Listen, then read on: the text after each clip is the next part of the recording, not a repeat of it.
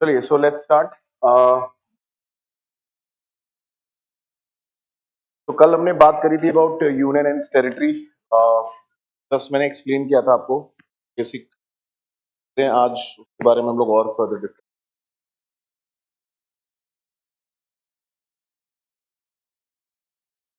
तो part one of the constitution, India and it's territory. कल हमने देखा था कि इसमें 4 आर्टिकल है, आर्टिकल 1, 2, 3 बारे में एक एक करके बात करेंगे। थोड़ा सा मैंने आपको इसके बारे में एक्सप्लेन किया था। आर्टिकल 1 क्या है,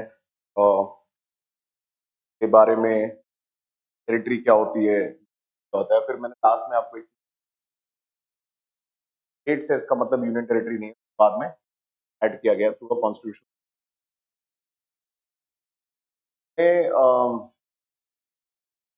मैं जल्दी से एक्सप्लेन कर देता हूँ चारों आर्टिकल के बारे में, तब साथ लिखें। पहला जो आर्टिकल था उसमें क्या क्या चीजें थी, क्या क्या पार्ट्स थे उसके। नेम या भारत दोनों सेम है का यूनियन ऑफ स्टेट, मतलब फेडरेशन नहीं है, अलग नहीं हो सकता। ठीक है, लाइक अमेरिका का सबसे इंपॉर्टेंट क्या है कि not a purely federal state है, यहाँ पे separate था। और साथ साथ क्या है, आप देखोगे कि ये लाइन है इंपॉर्टेंट,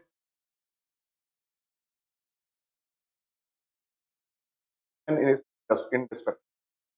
हम बोलते हैं कि क्या इज अ यूनियन और बेसिक। और जल्दी टैक्स लगे,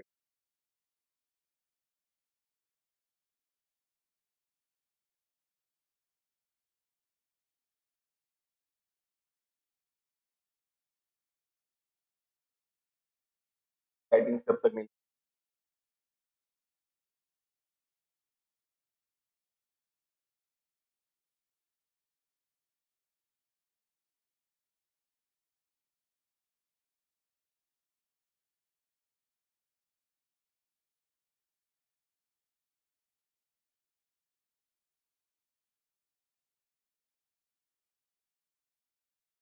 हमारा रह गया।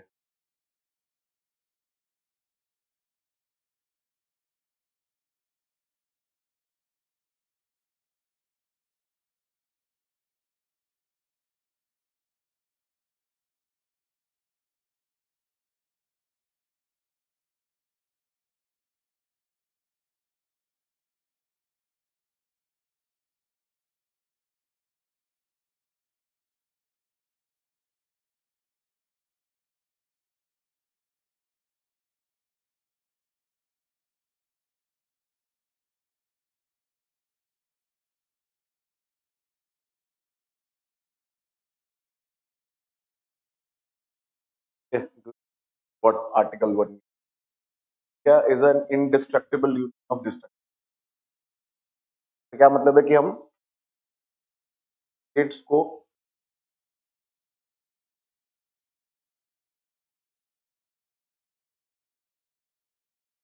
Can be,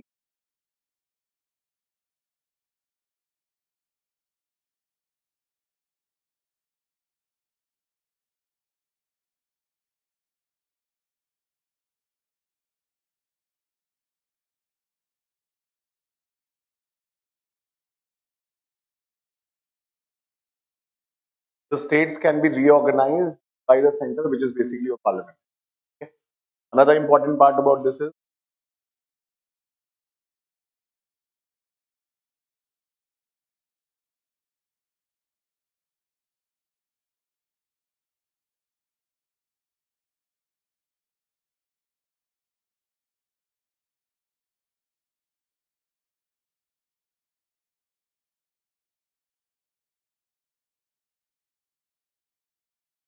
can not secede, separate नहीं हो सकते फ्रॉम द यूनियन। ज्यादा क्लियर है, कोई डाउट? तो ये आपका article 1।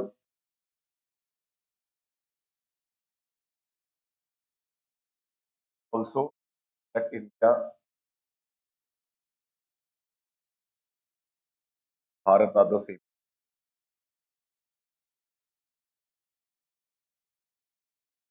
in totality your article 1. Also it mentions about the territory of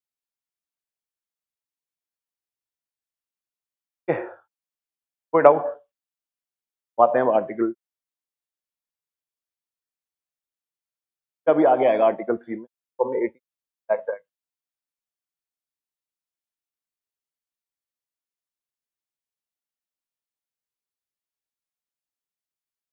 next आ जाइए आर्टिकल 2 पे। What is article 2?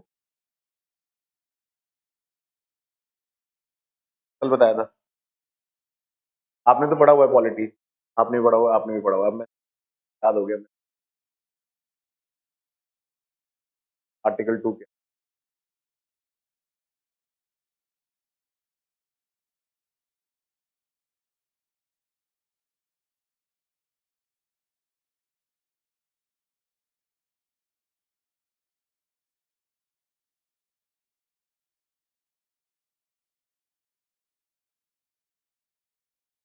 Admission and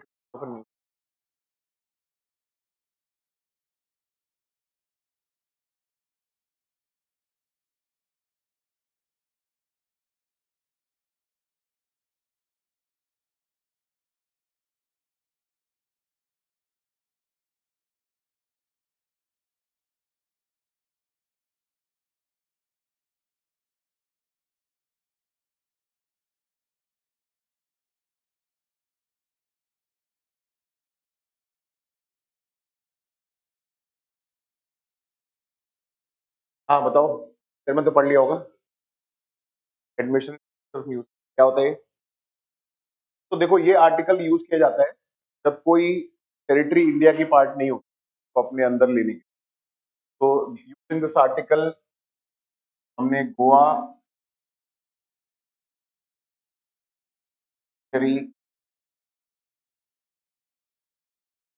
etcetera को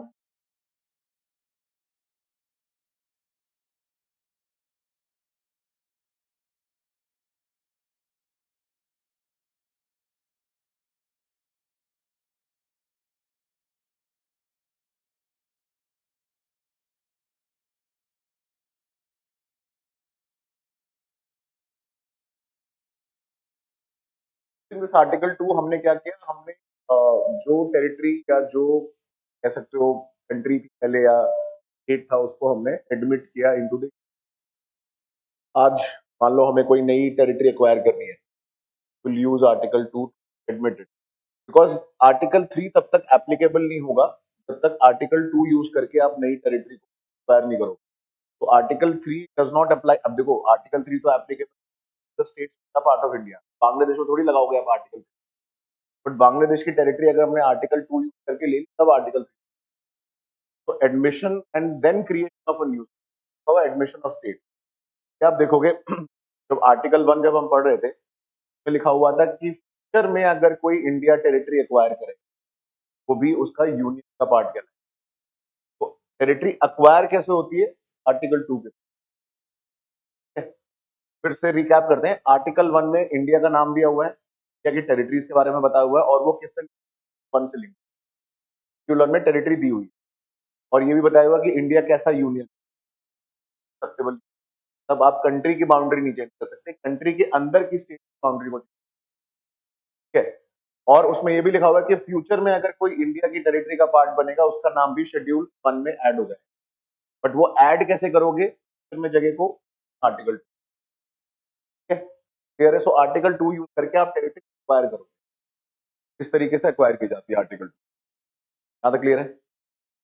अब आता है सबसे इंपॉर्टेंट,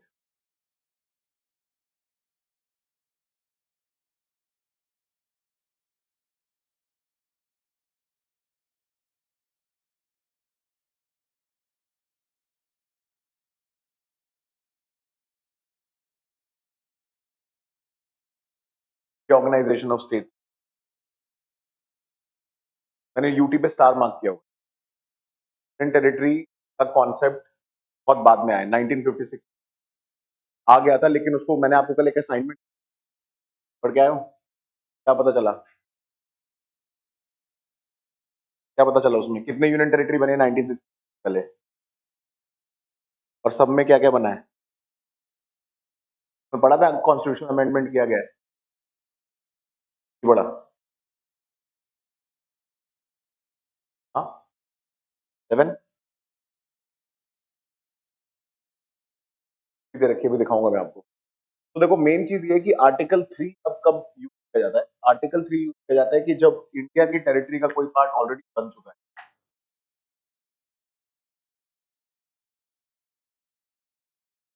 तो और साथी भी है नीचे या धीमे धीमे आ रहे हैं?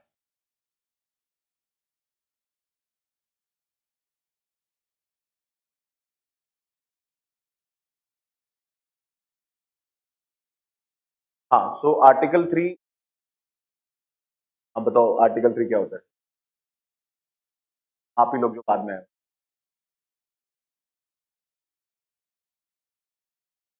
स्टेट के क्या करते हैं? और कांग्रेस बॉन्ड। और कल एक असाइनमेंट दिया था मैंने करने के लिए। हाँ, सुनिए।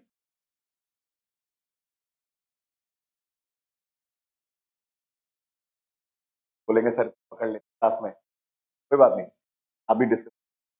तो ये ऑर्गेनाइजेशन,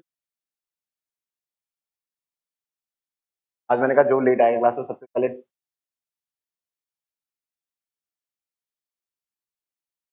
ये बताओ पहले, नाम क्या है? मंथन, आर्टिकल 3 क्या होता है? आर्टिकल 3।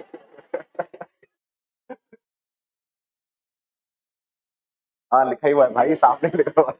और क्या बता दो। अरे बैठो बैठो। अभी और साथी भी है पीछे, तो और भी है साथी, घूमते आ रहे हैं, घूमते घूमते आ रहे हैं। शिफ्ट में तो नहीं मिले कोई?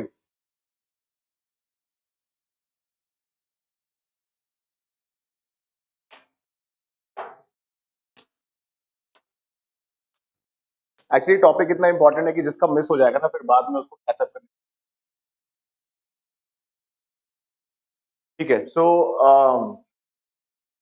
आर्टिकल 1 2 के बारे में हमने पहले डिस्कस कर लिया था। Article 3 organisation of state. तो बेसिकली ये एक ऐसी पावर है जिसको हम लोग बोलते हैं ब्रह्मास्त्र है, गवर्नमेंट कर सकता है। कल को ममता बनर्जी जो है वो बोले कि भाई हम अम्बा डम्बा डम्बा डम्बा रब्बा रब्बा करते करते कुछ भी बोलते रहे, वो बोलते रहे, कोई फर्क नहीं पड़ता। क्योंकि if the central government wants it can say आज से वेस्ट बंगाल यूनियन नहीं बोला अनाउंस, कुछ नहीं कर पाओगे, कुछ भी नहीं कर पाओगे। It is constitution valid. Supreme court भी जाओगे तो सुप्रीम कोर्ट में कुछ ना कुछ करके होम मिनिस्ट्री जस्टिफाई कर देगी, बोल देगी बांग्लादेश से बहुत ज्यादा माइग्रेंट आ रहे हैं, इंडिया कैरेक्टर और इंडिया की इंटेग्रिटी और सॉवरेनिटी वेस्ट बंगाल को यूनियन।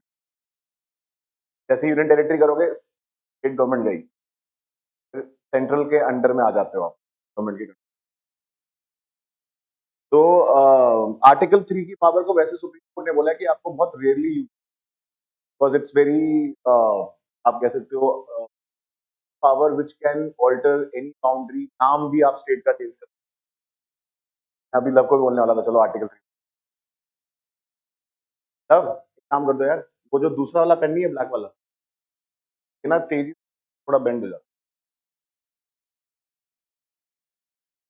तो this is a very significant power because article 3 use आप कुछ भी कर सकते हो, नाम बदल सकते हो, जो है डायमेंशन चेंज कर सकते हो, एक यूनियन टेरिटरी को दूसरे से मर्ज कर सकते हो, जैसे दादर नगर हवेली को मर्ज कर दिया, या एक स्टेट से कुछ हिस्से को निकाल के यूटी बना सकते हो। मतलब कुछ भी परम्यूटेशन कॉम्बिनेशन में यही प्रॉब्लम है, तो बहुत स्पेरिंगली यूज। तो आपको जो झारखंड उत्तराखंड ये स्टेट्स आर्टिकल, जो तेलंगाना बनाया with Andhra Pradesh article, and more recently Ladakh, Daman and Diu and Dadar नगर। अब इसमें जो एक प्रॉब्लम है वो प्रॉब्लम ये है, आपको बताएं, इट्स रीऑर्गेनाइजेशन एक्ट अभी हम आगे बढ़े, ऑर्गेनाइज किया गया बेस्ड ऑन डिफरेंट पैरामीटर, अलग अलग कमीशन आए, फजल अली कमीशन, बहुत सारे कमीशन। तो उन्होंने ना बोला कि एक्चुअली क्या, वो जब इंडिपेंडेंस के बाद अलग अलग स्टेट, आपको पता है इंडिया में इतनी डाइवर्सिटी, लैंग्वेज, कल्चर, सबने बोला कि हमें अपने अलग अलग राज्य चाहिए, जैसे बॉम्बे एंड मद्रास है, सो आंध्र आंध्रा प्रोविंसेस, सब में क्या था कि लैंग्वेज कल्चर था और बहुत ज्यादा डिफरेंस था सबके, बोला हमें सेपरेट। फिर वो बेसिकली फिर एक कमीशन बनाया गया कि क्या हम लैंग्वेज के बेसिस पे, वो सारी चीजें अभी हम पढ़ेंगे, बट मेन पॉइंट ये आर्टिकल 3 के बारे में, स्टेट्स को जब रीऑर्गेनाइज किया गया तो उस समय यूटी का कॉन्सेप्ट नहीं था, यूनियन टेरिटरी नाम का टर्म कॉन्स्टिट्यूशन तो आपका 1950 किया गया था आर्टिकल 1 के अंदर, union territory is a part of या union. But article 3 union territory तब तक ऐड हुआ ही नहीं था। आर्टिकल 3 में यूनियन टेरिटरी ऐड हुआ है, जो मैंने कल आपको बताया। कौन सा amendment act 19, 18th amendment act 1960 तक आर्टिकल जो वर्ड स्टेट लिखा हुआ है वो स्टेट ही माना जाता था, यूनियन माना जाता था।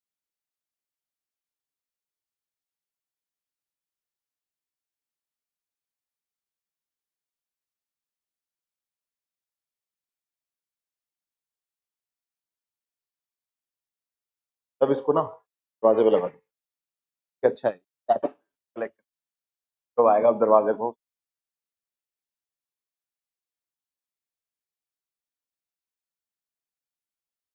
तो in article 3 term state did not mean till 18th act of, now what does this mean is कि अगर मुझे यूनियन टेरिटरी बनाना पड़ता ऑर्गेनाइज करके आर्टिकल 3 यूज करके, कॉन्स्टिट्यूशन अमेंडमेंट लाना पड़ता। दैट मीन्स अब कॉन्स्टिट्यूशनल अमेंडमेंट क्यों प्रॉब्लम है, बिकॉज कॉन्स्टिट्यूशनल अमेंडमेंट में आपको ज्यादा मेजोरिटी चाहिए parliament in more numbers. Basically ज्यादा लोगों को कन्विंस करना पड़ेगा, बहुत ज्यादा काम बढ़ जाएगा सरकार का, सबको। अभी क्या है, अब जैसे ही अमेंडमेंट ले आए, आपने ये लिख दिया कि स्टेट ऑल्सो मीन्स टेरिटरी। तो अब क्या हो गया, उसकी डेफिनेशन चेंज कर दी। स्टेट को रीऑर्गेनाइज कर सकते हो, मतलब यूटी को भी रीऑर्गेनाइज 1960। अब डेफिनेशन चेंज करने से क्या होगा, मेरे लिए लाइफ इजी हो गई, क्योंकि आर्टिकल 3 में लिखा हुआ है कि मैं इस स्टेट को रीऑर्गेनाइज कर सकता हूँ यूजिंग मेजोरिटी, मतलब कम लोगों का वोट हो जाएगा। लेकिन यूटी नहीं था उसमें। अब मैंने लिख दिया state is also equal to UT, मतलब जो स्टेट है उसको हम यूटी भी बोल सकते हैं, एंड दोनों को हम रीऑर्गेनाइज कर सकते हैं।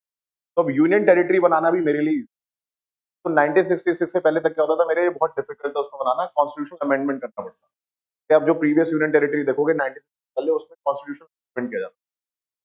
इसीलिए तो देखो, जम्मू कश्मीर को जब आर्टिकल 3 से हटाया, एक जेएनके रीऑर्गेनाइजेशन एक्ट लाया गया, कि वो इसलिए तो पास हो गया इतनी आसानी से क्योंकि बहुत कम मेजोरिटी चाहिए। Simple member present and voting जिसको हम बोलते हैं, पढ़ेगी बहुत कम लोगों का वोट से पार्लियामेंट में पास हो जाता है।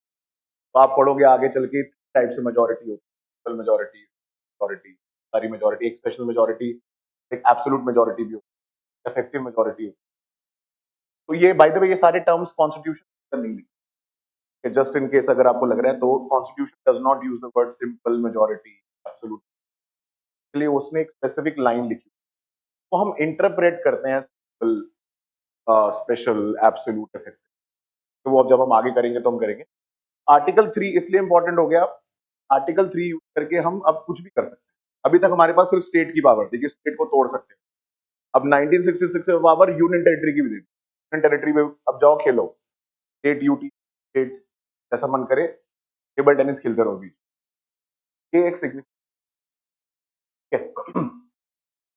तो ये आर्टिकल 3 है। इसके अलावा एक आपका लास्ट जो आर्टिकल है वो है आर्टिकल 4। ये बोलता है बेसिकली कि जो भी आप चेंज करोगे article 2, article 3, this will not be a constitutional amendment.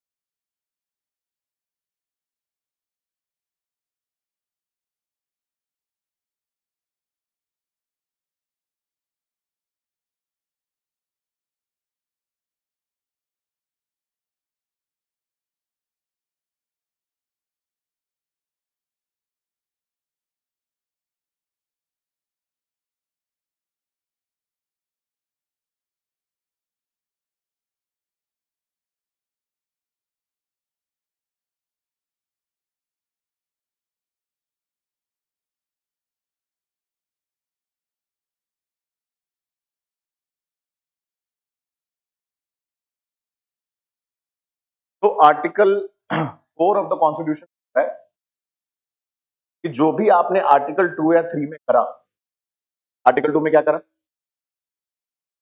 Admission of new state, article 3 में जब एडमिट हो गया उसको रीऑर्गेनाइज कर। तो आर्टिकल 4 बोलता है कि जो भी काम आप आर्टिकल 2 या आर्टिकल 3 यूज करके करोगे उसमें आपको स्पेशल मेजोरिटी नहीं। तो आर्टिकल 4 में explain, it will not B D constitution amendment under article 3। Article 3 को नहीं पता है, ये कॉन्स्टिट्यूशन के बारे में पता। तो हमने ऑलरेडी लिख दिया कॉन्स्टिट्यूशन, तो भी आप रीऑर्गेनाइजेशन करोगे, एडमिशन ऑफ न्यू टेरिटरी करोगे, आपको स्पेशल मेजोरिटी नहीं चाहिए। अमेंडमेंट के लिए स्पेशल मेजोरिटी चाहिए होती है। ठीक है, इसके अलावा हमने एक और चीज आर्टिकल 4 में मेंशन, क्योंकि आप मान लो आप स्टेट को रीऑर्गेनाइज करो, ठीक है, तो हर स्टेट की अपनी लोकसभा और राज्यसभा की सीट, ठीक है, तो लोकसभा की सीट पे तो क्या है, अभी रोक लगा रखी है 2026 तक चेंज, लेकिन राज्यसभा की सीट जो है वो शेड्यूल 4 में मेंशन कि कौन से स्टेट से कितनी राज्यसभा सीट होगी। अब जैसे मान लो पहले उत्तराखंड नहीं था, झारखंड नहीं था, छत्तीसगढ़ नहीं था, जब बनाया गया तो उनके लिए भी तो राज्यसभा की सीट, तो उसके लिए शेड्यूल 4 में फिर नया टर्म ऐड किया गया है, स्टेट ऑफ छत्तीसगढ़ की कितनी, या उत्तराखंड की कितनी होगी, या तेलंगाना की कितनी। तो जब भी आप आर्टिकल 2 पे चेंज करोगे तो भी अमेंडमेंट नहीं होगा, आर्टिकल 3 से यूज करके कुछ चेंज करोगे तो भी अमेंडमेंट नहीं माना जाएगा। और जब आप आर्टिकल 3 चेंज करते हो या आर्टिकल 2 चेंज करते हो, राज्यसभा की सीट आपने अगर कम कर दिया, बढ़ा दिया स्टेट की बाउंड्री, तो सीट्स भी कम हो जाएंगी या ज्यादा हो जाएंगी।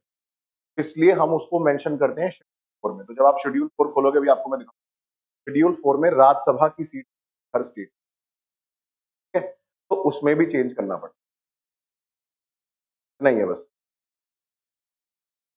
तो एक और चीज रह गई बस, वो है आपका आर्टिकल, तो 35th अमेंडमेंट एक्ट के द्वारा लाया गया था और बाद में इसको रिपीट कर दिया गया,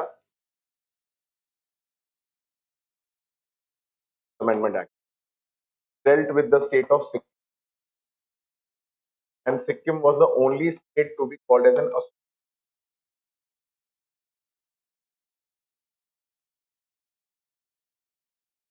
तो 35th, जब तक एक्चुअली सिक्किम जो है वो इंडिया का पार्ट नहीं बनना चाह रहा था, एंड आप देखोगे वहां पे किंगडम्स था, तो किंगडम चोग्याल थे और बहुत सारे वहां पे अरुणाचल और उसके सारे जो लिनेज है इनके आसपास की, तो वो Sikkim was not getting ready.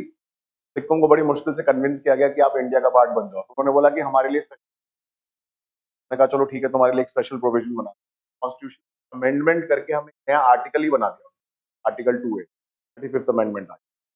तो उस समय जब सिक्किम इंडिया का पार्ट बना तो इंडिया को उसने सारी पावर्स नहीं दी, उसने बोला हम कुछ चीजें अपने पास से रखेंगे। उन्होंने बोला ठीक है, तुम डिफेंस रख लो, एक्सटर्नल रिलेशन, लेकिन इंटरनल मैटर्स की पावर हमारे पास रहेगी, बैंकिंग हमारे पास रहेगा, हम आरबीआई के साथ नहीं डील, हमारा खुद का बैंक होगा, हम किसी को कुछ नहीं बताएंगे कि हमारे पास कितना, लाइक दोस काइंड। तो ये सारी चीजें थी, तो जैसे तो सिक्किम के लिए वर्ड यूज हुआ कि Sikkim was become an associate state of India, was not a full fledged state. और इंडिया की हिस्ट्री में आज तक सिर्फ एक ही रहा है, वो है सिक्किम। अगले ही साल सिक्किम फुल फ्लेज्ड स्टेट बन गया इंडिया का, और फिर हमने अमेंडमेंट करके जो ऐड किया था उसको, पहले अमेंडमेंट करके 2A लेके आए, अमेंडमेंट में 2A को हटा किया था, सिक्किम अपने अंदर आर्टिकल 2 की पावर यूज करते हुए हमने एडमिट कर लिया। ठीक है, बस इतना ही, अब इसको लिख लो, फिर इसके बाद इसको डिस्कस पॉइंट। इसमें कोई डाउट है 1 2 3 4 में? समझ में? अभी पूछ लो, बाद में मत बोलना समझ में नहीं आया। हाँ,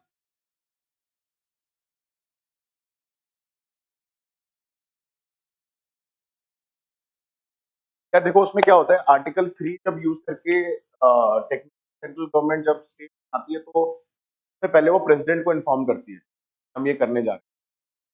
तो प्रेसिडेंट फिर क्या करते हैं, वो जब रीऑर्गेनाइजेशन बिल आता है तो वो उस स्टेट को भेजते हैं। जैसे अभी मान लो जम्मू कश्मीर को रीऑर्गेनाइज करना, बट मान लो जैसे अब छत्तीसगढ़ बना या उत्तराखंड बना यूपी से, तो स्टेट को भेजा जाता है उसका ओपिनियन जानने के लिए, भाई देखो हम ना ऐसा करने जा रहे हैं, तुम्हारा क्या विचार है इस बारे में। अब उस ओपिनियन की कोई वैल्यू नहीं है, चाहे तुम मानो चाहे तुम ना मानो।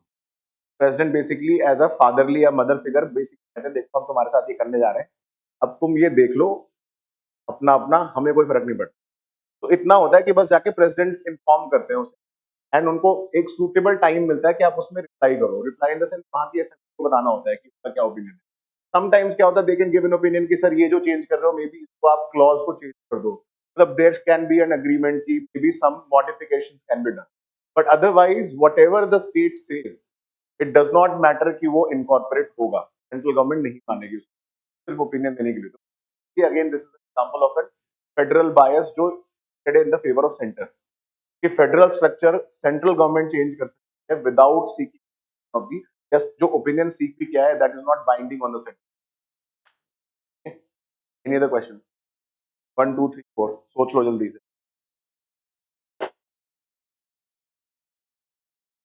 ये 90 35th अमेंडमेंट है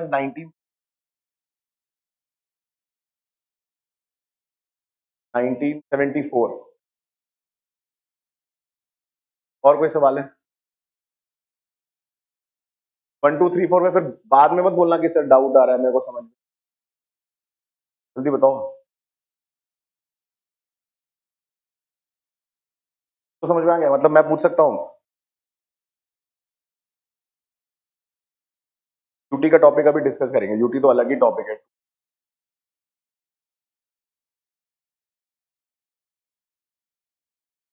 पार्ट ए मतलब पार्ट 8? हाँ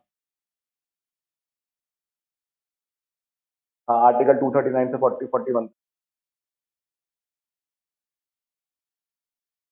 ड्यूटी आर्टिकल 1 2 3 4 में एडेड नहीं था वर्ड, टेरिटरी का जो वर्ड है, टेरिटरी इट मतलब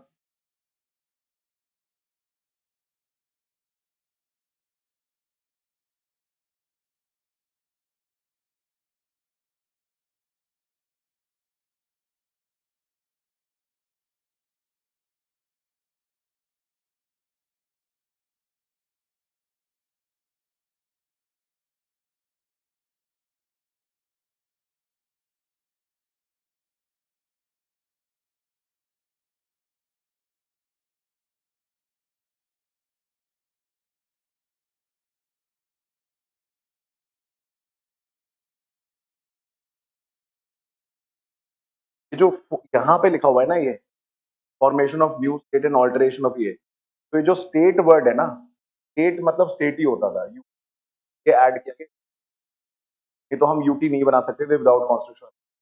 और ये जो पहला लिखा हुआ है ना, नेम ऑफ टेरिटरी है ना, इन टेरिटरीज नंबर 2 करके ऐड किया गया है, कि आपका रीऑर्गेनाइजेशन जब 1950 तब ऐड किया गया, तब वो चैप्टर वहां पे पड़ा हुआ था पहले से कि 1950 बाद ऐड किया। पहले यूटी का कॉन्सेप्ट ही नहीं था। पहले जब आप पढ़ा होगा अपनी हिस्ट्री में, there used to be group A B C states करके बोलते, तो UT used to be group C and group D, उसको रीऑर्गेनाइजेशन के बाद ऐड किया। ठीक है, ठीक हो गया? हाँ, डाउट था किसी को कोई? तो फिर से सोच लो।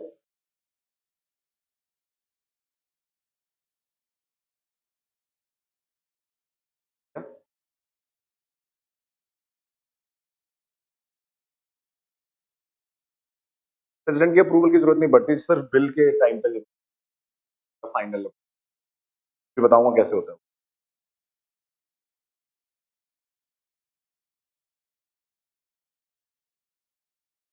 कौन सा वाला?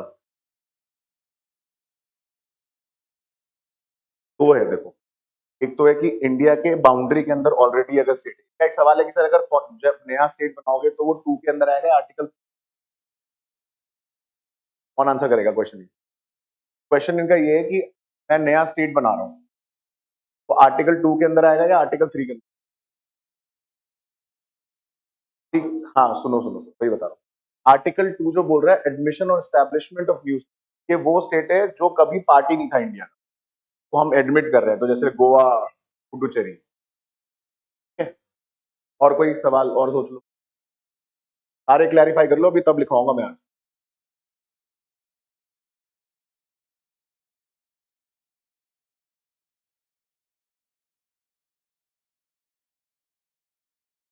और वो जो 18th अमेंडमेंट एक्ट वाला है, वो देखो यहाँ पे लिखा हुआ है कि ऐड किया, देखो दिखाई दे रहा है explanation 1, this article in clauses A to E union territory but in the not include. कहने का मतलब ये कि स्टेट जो है वो टेरिटरी नहीं था, तो बाद में हमने कट किया बाय 18th एक्ट 19।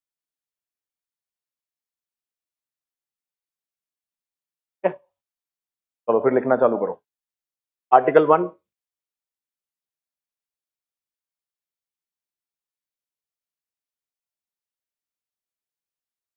कल कुछ नहीं लिखवाया था ना इसमें मैंने टॉपिक, हाँ ठीक है। Article 1 union and it's territory, तो इसमें लिखो part 1 of the Indian constitution, part 1 of the Indian constitution,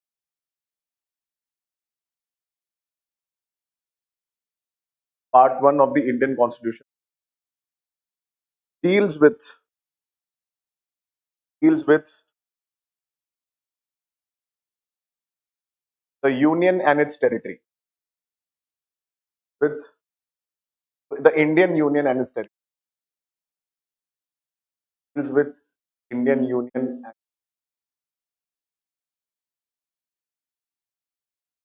Elon की नोटबुक है, आना जरा। deals with the Indian Union and its territory,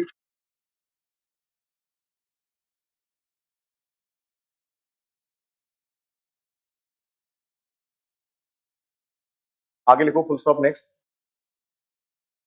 It contains the following four articles, it contains the following four articles,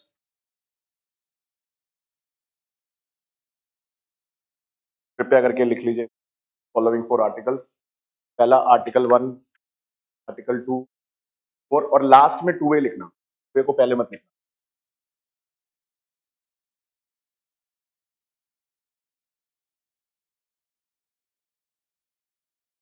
article 1 name and territory of, article 2 बाद में explain.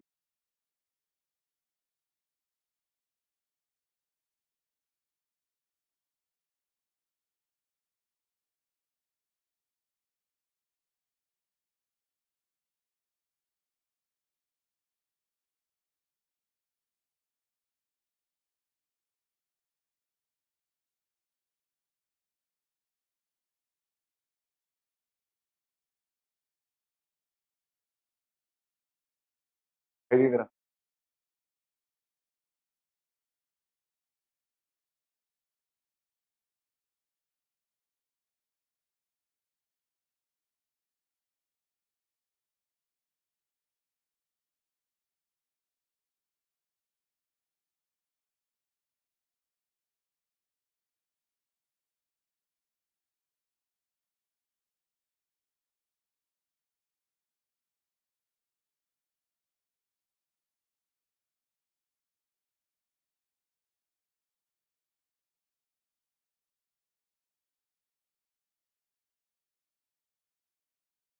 लिख लिया।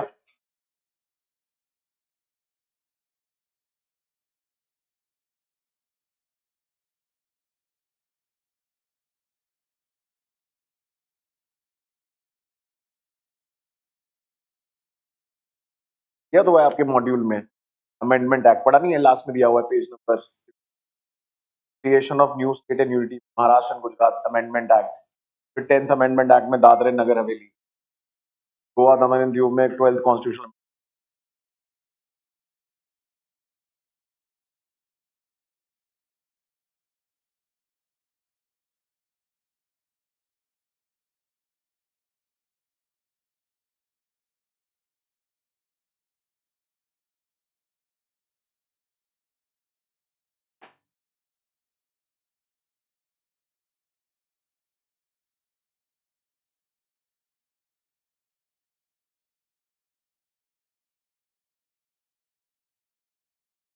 Article 1 name and territory, article 2 admission establishment of new states, article 3 formation alteration boundaries, laws made under article 2 and 3। क्या तो अगर देख के और धीमे धीमे बोलने में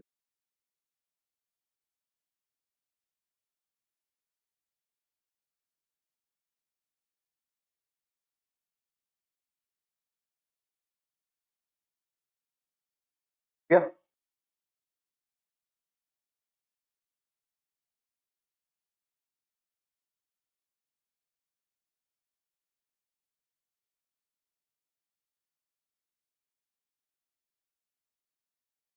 आज जो टॉपिक खत्म हो जाएगा, असाइनमेंट है, क्योंकि आपकी कल क्लास नहीं है, मेरे को क्लास है। सैटरडे संडे आपको इसके प्रीलिम्स के क्वेश्चन आए हैं अभी तक चैप्टर के, आपको सॉल्व करने हैं। इनफैक्ट प्रियम्बल के प्रीलिम्स के क्वेश्चन, एक प्रीलिम्स के क्वेश्चन, और जो हमने बेसिक पढ़ा था कि तो द कॉन्सेप्ट।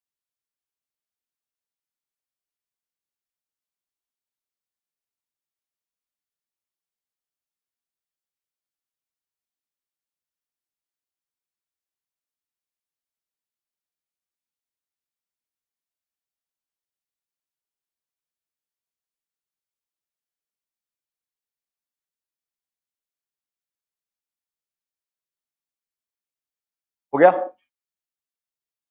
अब नेक्स्ट आर्टिकल 1 को एक्सपैंड करिए, लिखिए नेक्स्ट आर्टिकल 1। तो देखिए article 1 firstly defines and names, article 1 defines and names the Indian, names the Indian Union, defines and names Indian Union as Bharat, defines and names the Indian Union as Bharat, Bharat को underline कर लेना, defines and names Bharat, which shall be a union of states, which shall be a union of states,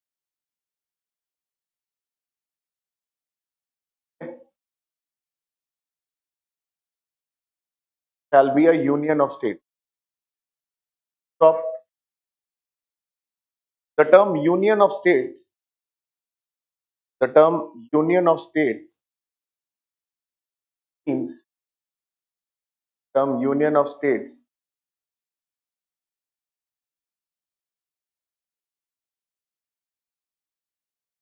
that the Indian Union, that the Indian Union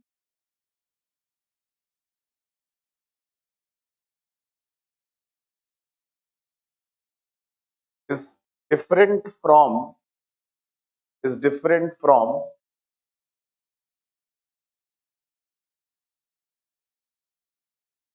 different from a federation, different from a federation like the United States, different from federation like United States, where where the states have the power, where the states have the power, where the states have the power, the seat, the seat,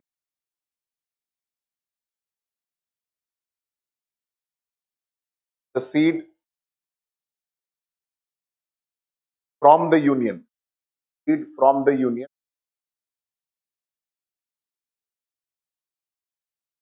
But in India, but in India,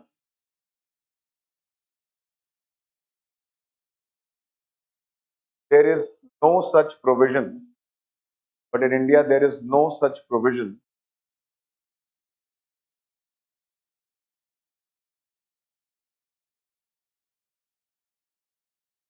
And the sole power, and the sole power of ceding the territory, the sole power of ceding the territory lies, lies the center. Sole power of ceding the territory lies.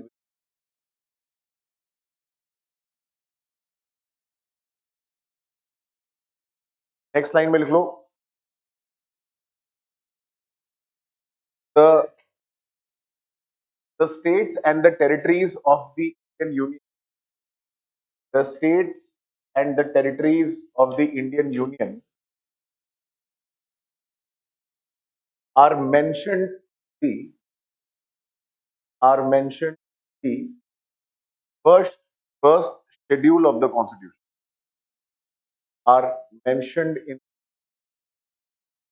first schedule of the constitution.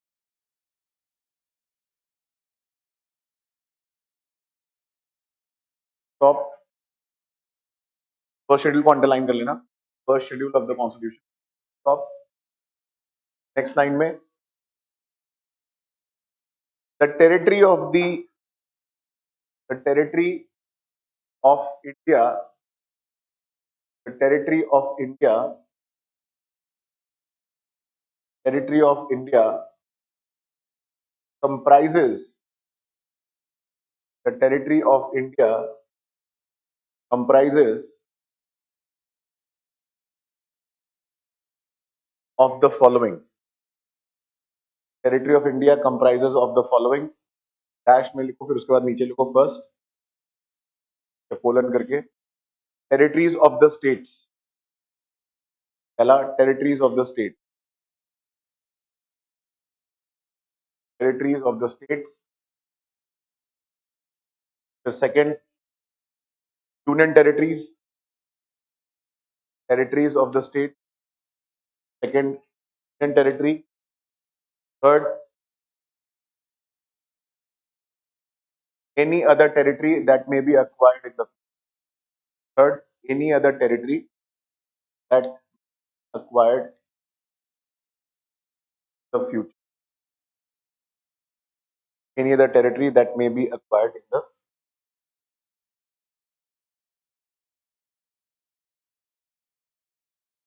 Last में लिखो doctor B R Ambedkar.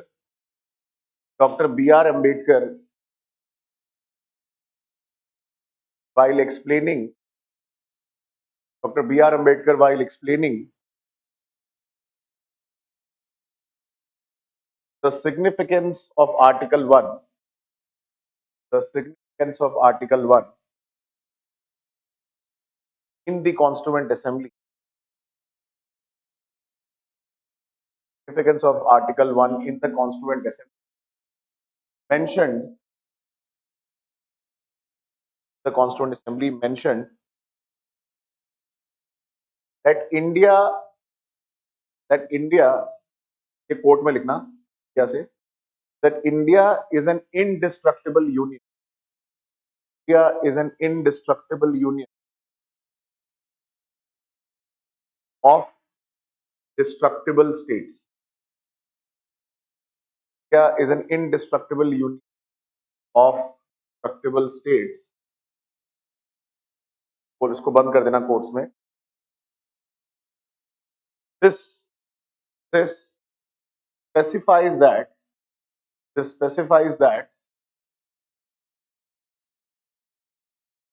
under Article 3, that specifies that under Article of the Indian Constitution, specifies that under Article any territory of the Indian Union, any territory of the Indian Union can be reorganized by the center. Territory of the Indian can be reorganized by the center.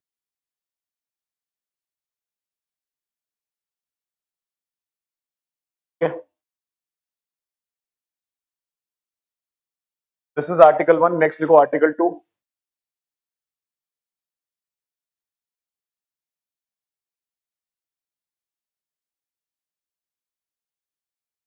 लिखो Article 2 में it empowers the Parliament of India. It empowers the Parliament of India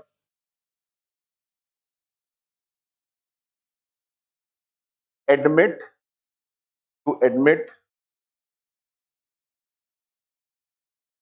or establish a new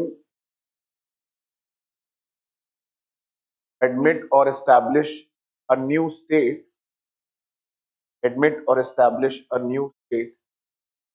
into the union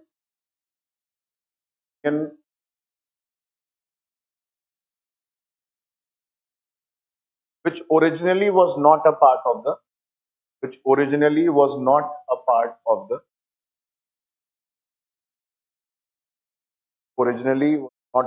country. Country slash state कर देना. Originally was not a part of the slash state. So this will, जब revise करोगे तो याद रहेगा कि तो नहीं था पार्ट उसकी है. तो इसमें आगे लिखो under this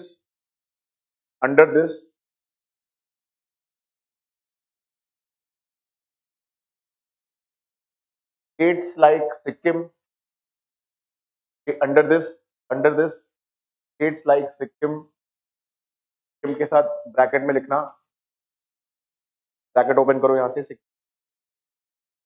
admitted under article 2A, Sikkim का जो ब्रैकेट खोला है उसमें, ठीक, under article 2 through 35th amendment act,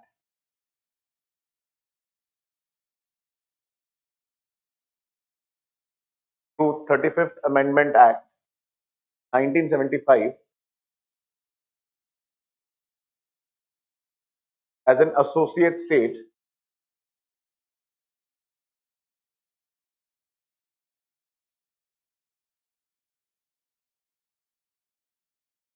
and later on became a full-fledged state. Later on became a full-fledged state by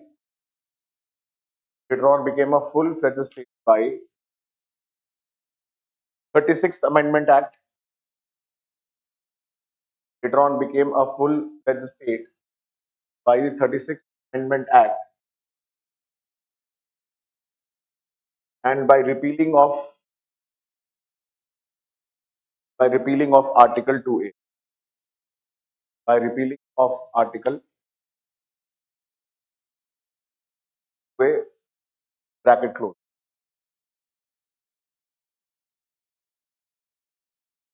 आगे लिखो other examples include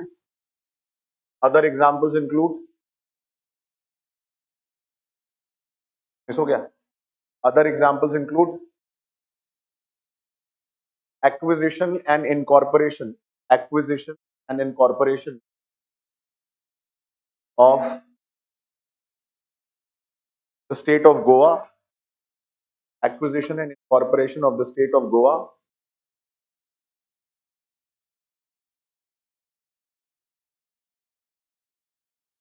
comma the UT of Puducherry,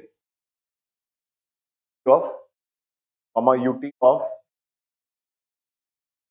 Puducherry, etc. ठीक है, article 2 clear है. तो नहीं था उसको admit करना और उसके बाद में इंडियन यूनियन का पार्ट बनाने के लिए हम आर्टिकल 2 की पावर यूज करते हैं. Next article 3. तो आर्टिकल 3 में लिखो formation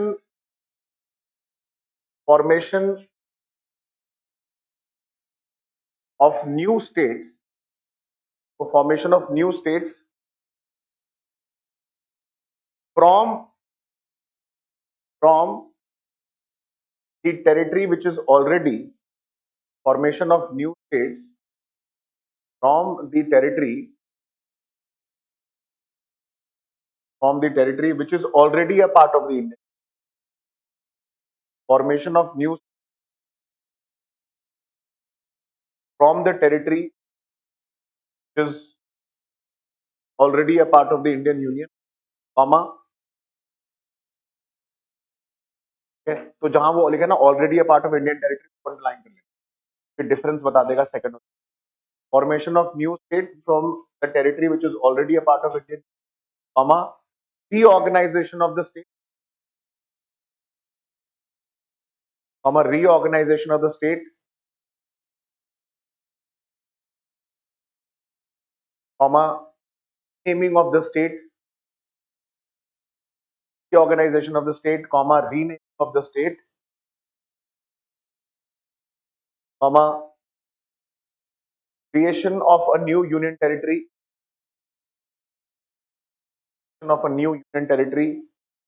comma, merging of two union territories, creation of a new union territory, comma, merging of a new union territory,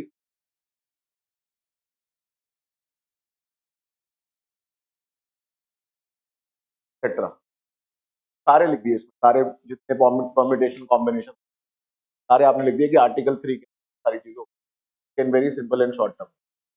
तो इसमें अब देखो जैसे यहाँ लिखा हुआ है कि formation of new state and alteration of state and boundary and name. तो आप नया स्टेट बना सकते हो, उसका एरिया बढ़ा सकते हो, उसका डिमिनिश कर सकते हो, in a way it is saying reorganise कर सकते हो, छोटा करो, बड़ा करो, एक्सपैंड करो। जनरल इट मीन रीऑर्गेनाइज कर सकते हो, उतना सारा लिखने की जरूरत नहीं, ऑल्टर भी कर सकते हो। ठीक है, अब इसमें आगे लिखो next line. Originally in the Indian constitution, originally in the Indian constitution, आज कुछ लोग हैं जो लोग online attend, originally in the Indian constitution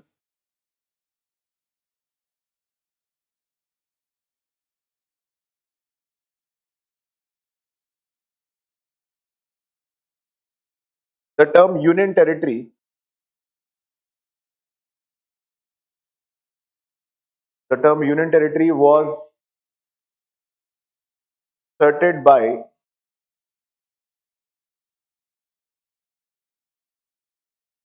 the Seventh Amendment Act 1950, Seventh Amendment Act 1906,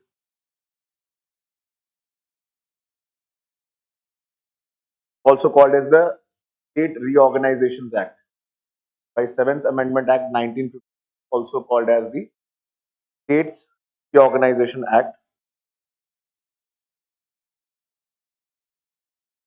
also called as the State Reorganization Act 1950.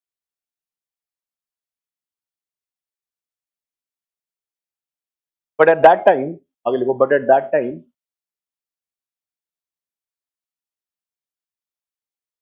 Article 3 was not amended. But at that time, Article 3 was not amended.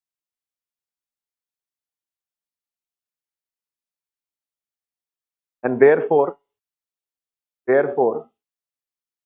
order to create a union territory, and therefore, order to create a union territory, a constitutional amendment was required. In order to create a new union territory, constitutional amendment was required.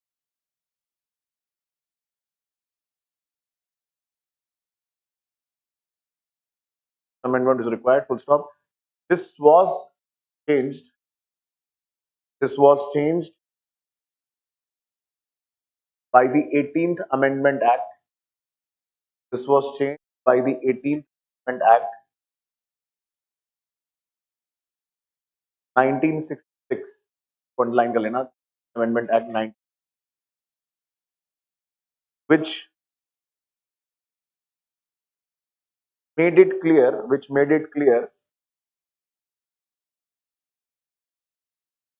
that the term state में S capital लिखना, made it clear the term state in Article 3,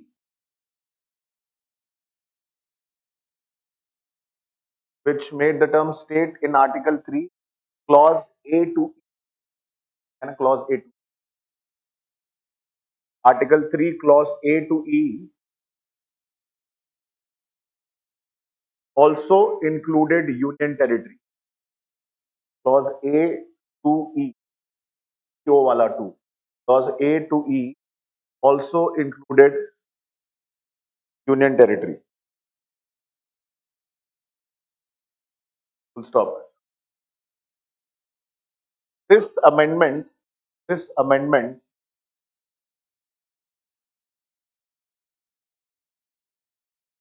made it easier for the center. This amendment made it easier for the center to create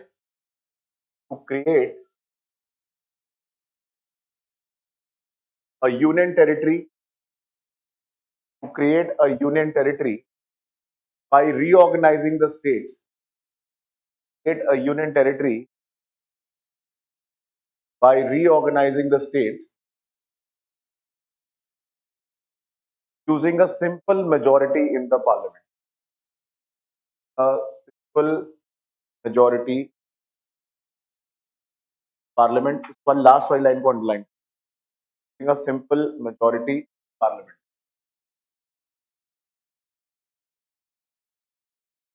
Using a simple majority in parliament.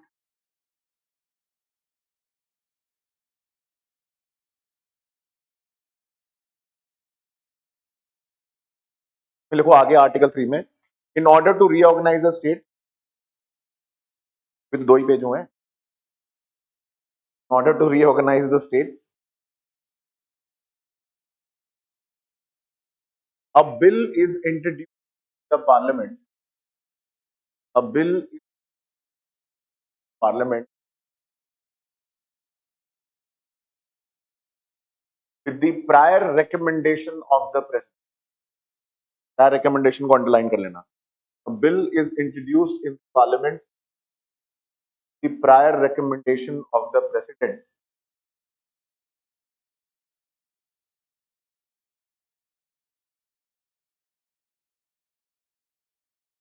Full stop.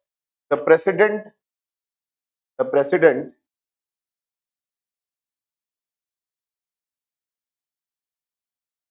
refers the bill. President refers the bill. President refers the bill to the respective state legislature. The president refers the bill to the respective state legislature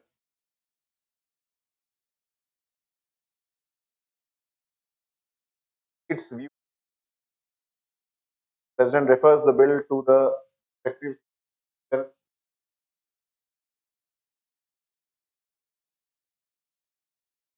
चार जानने के लिए.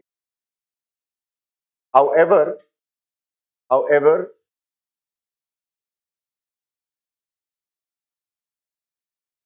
the views expressed thereof,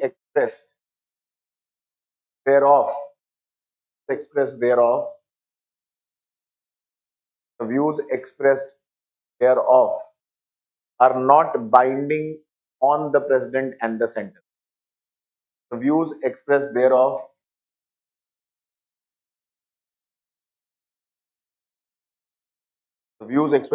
are not binding on the president,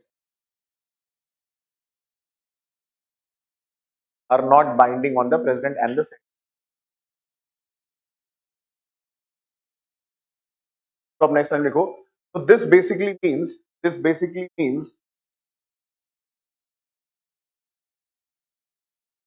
that under the federal structure of the Indian Constitution, this basically means that under the federal structure of the Indian Constitution,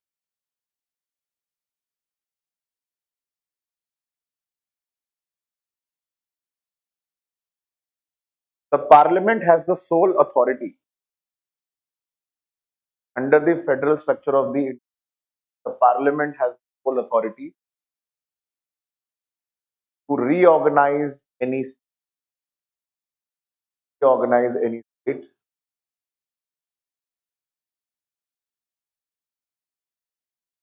thereby reflecting a unitary bias. Thereby reflecting a unitary bias.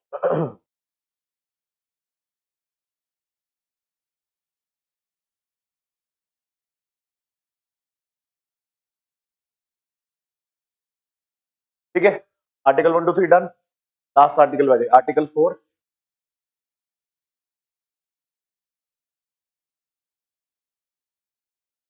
This article states that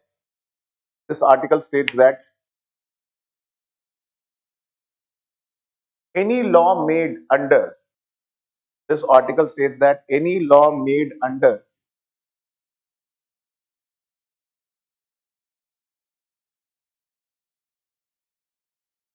any law made under Article 2, any law made under Article and Article 3, that any law made under Article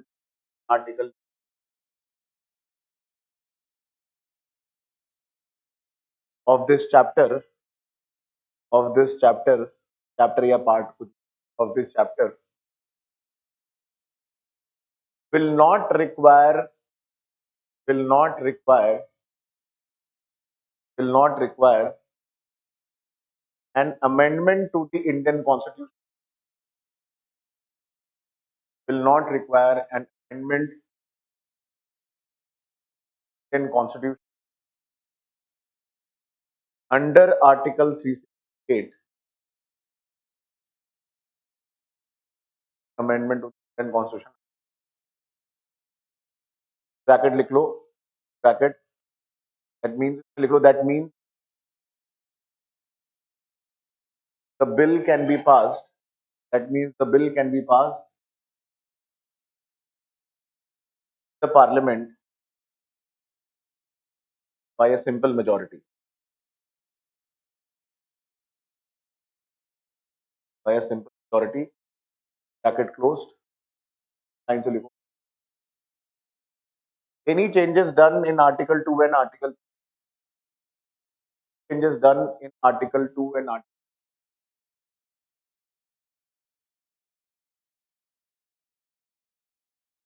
will also require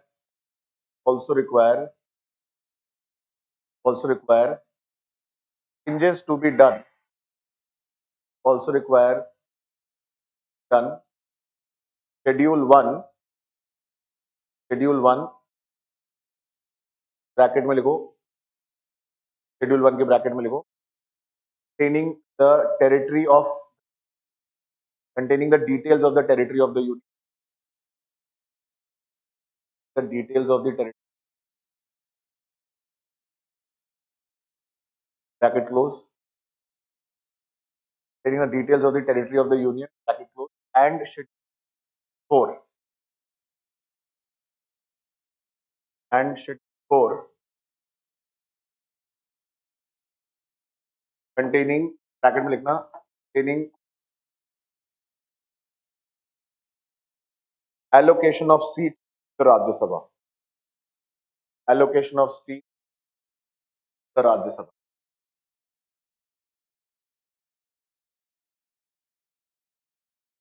bracket close.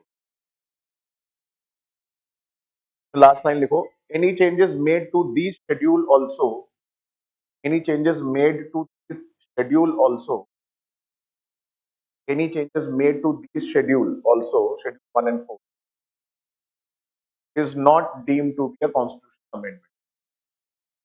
Is made to the schedule also is not deemed to be a, is not deemed to be a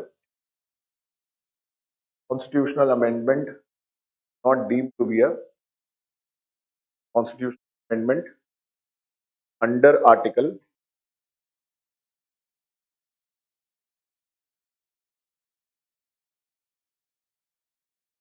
ठीक है, part 1 खत्म. अब लेकिन ऐसे थोड़ी खत्म हो जाएगा, अभी तो जम्मू कश्मीर की बात करनी है, अभी रीऑर्गेनाइजेशन भी थोड़ा थोड़ा बात करना है, बट मेन मतलब कॉन्स्टिट्यूशन का पार्ट खत्म हो गया. Article 1 2 3 4 is done. अब इसके एग्जांपल्स और कैसे उसको यूज किया जाता है उसको समझने की जरूरत है.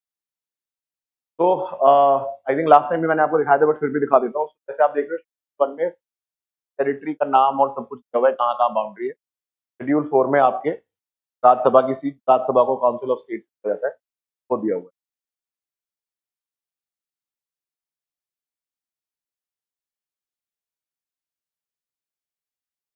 आंसर बताओ.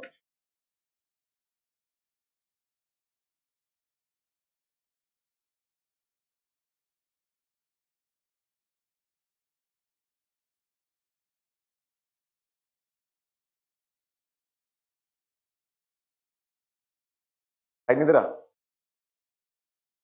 काटूं.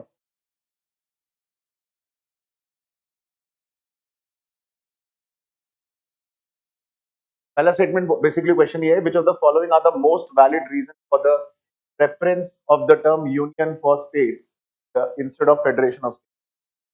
पहला है कि इंडियन फेडरेशन में कोई अग्रीमेंट नहीं है लाइक अमेरिका। दूसरा बोल रहा है कि हम सीट कर सकते हैं, अमेरिका में स्टेट्स अलग हो सकते हैं। What is the correct answer? पर तेज बोलो, सही है ना? कॉन्फिडेंटली बोलो ना।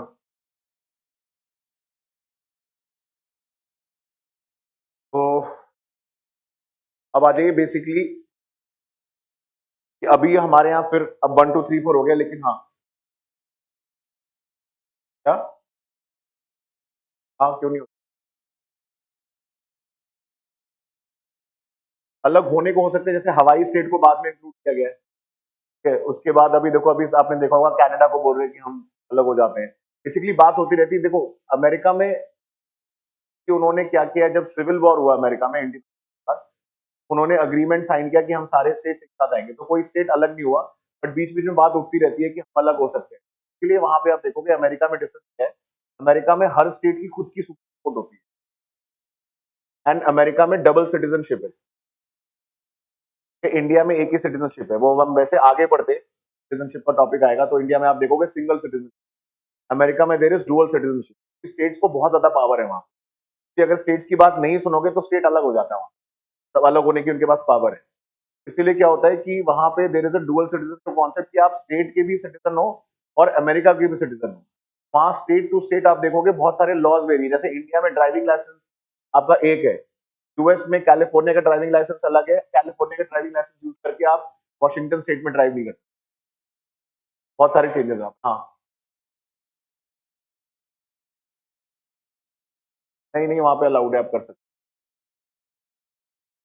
तो उनका कॉन्स्टिट्यूशन बहुत ज्यादा इलेबोरेट नहीं जितना हमारा है, बट वहां पे दे कैन इजिली। और बताओ।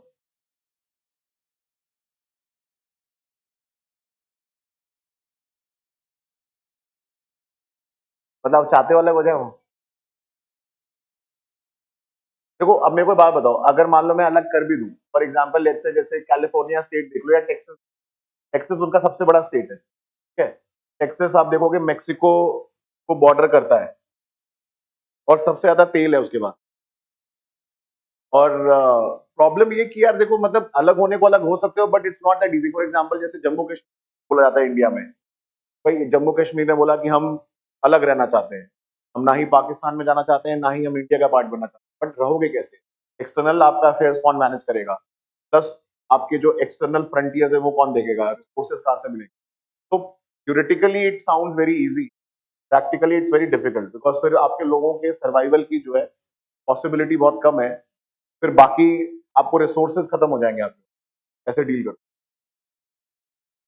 ठीक है, और कोई सवाल?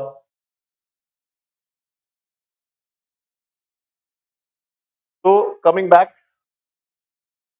कह रहे हो टेस्टिंग है तो मेरे को भी बताओ, तो बताओ, मेरे को भी बताओ यार, जोक मैं भी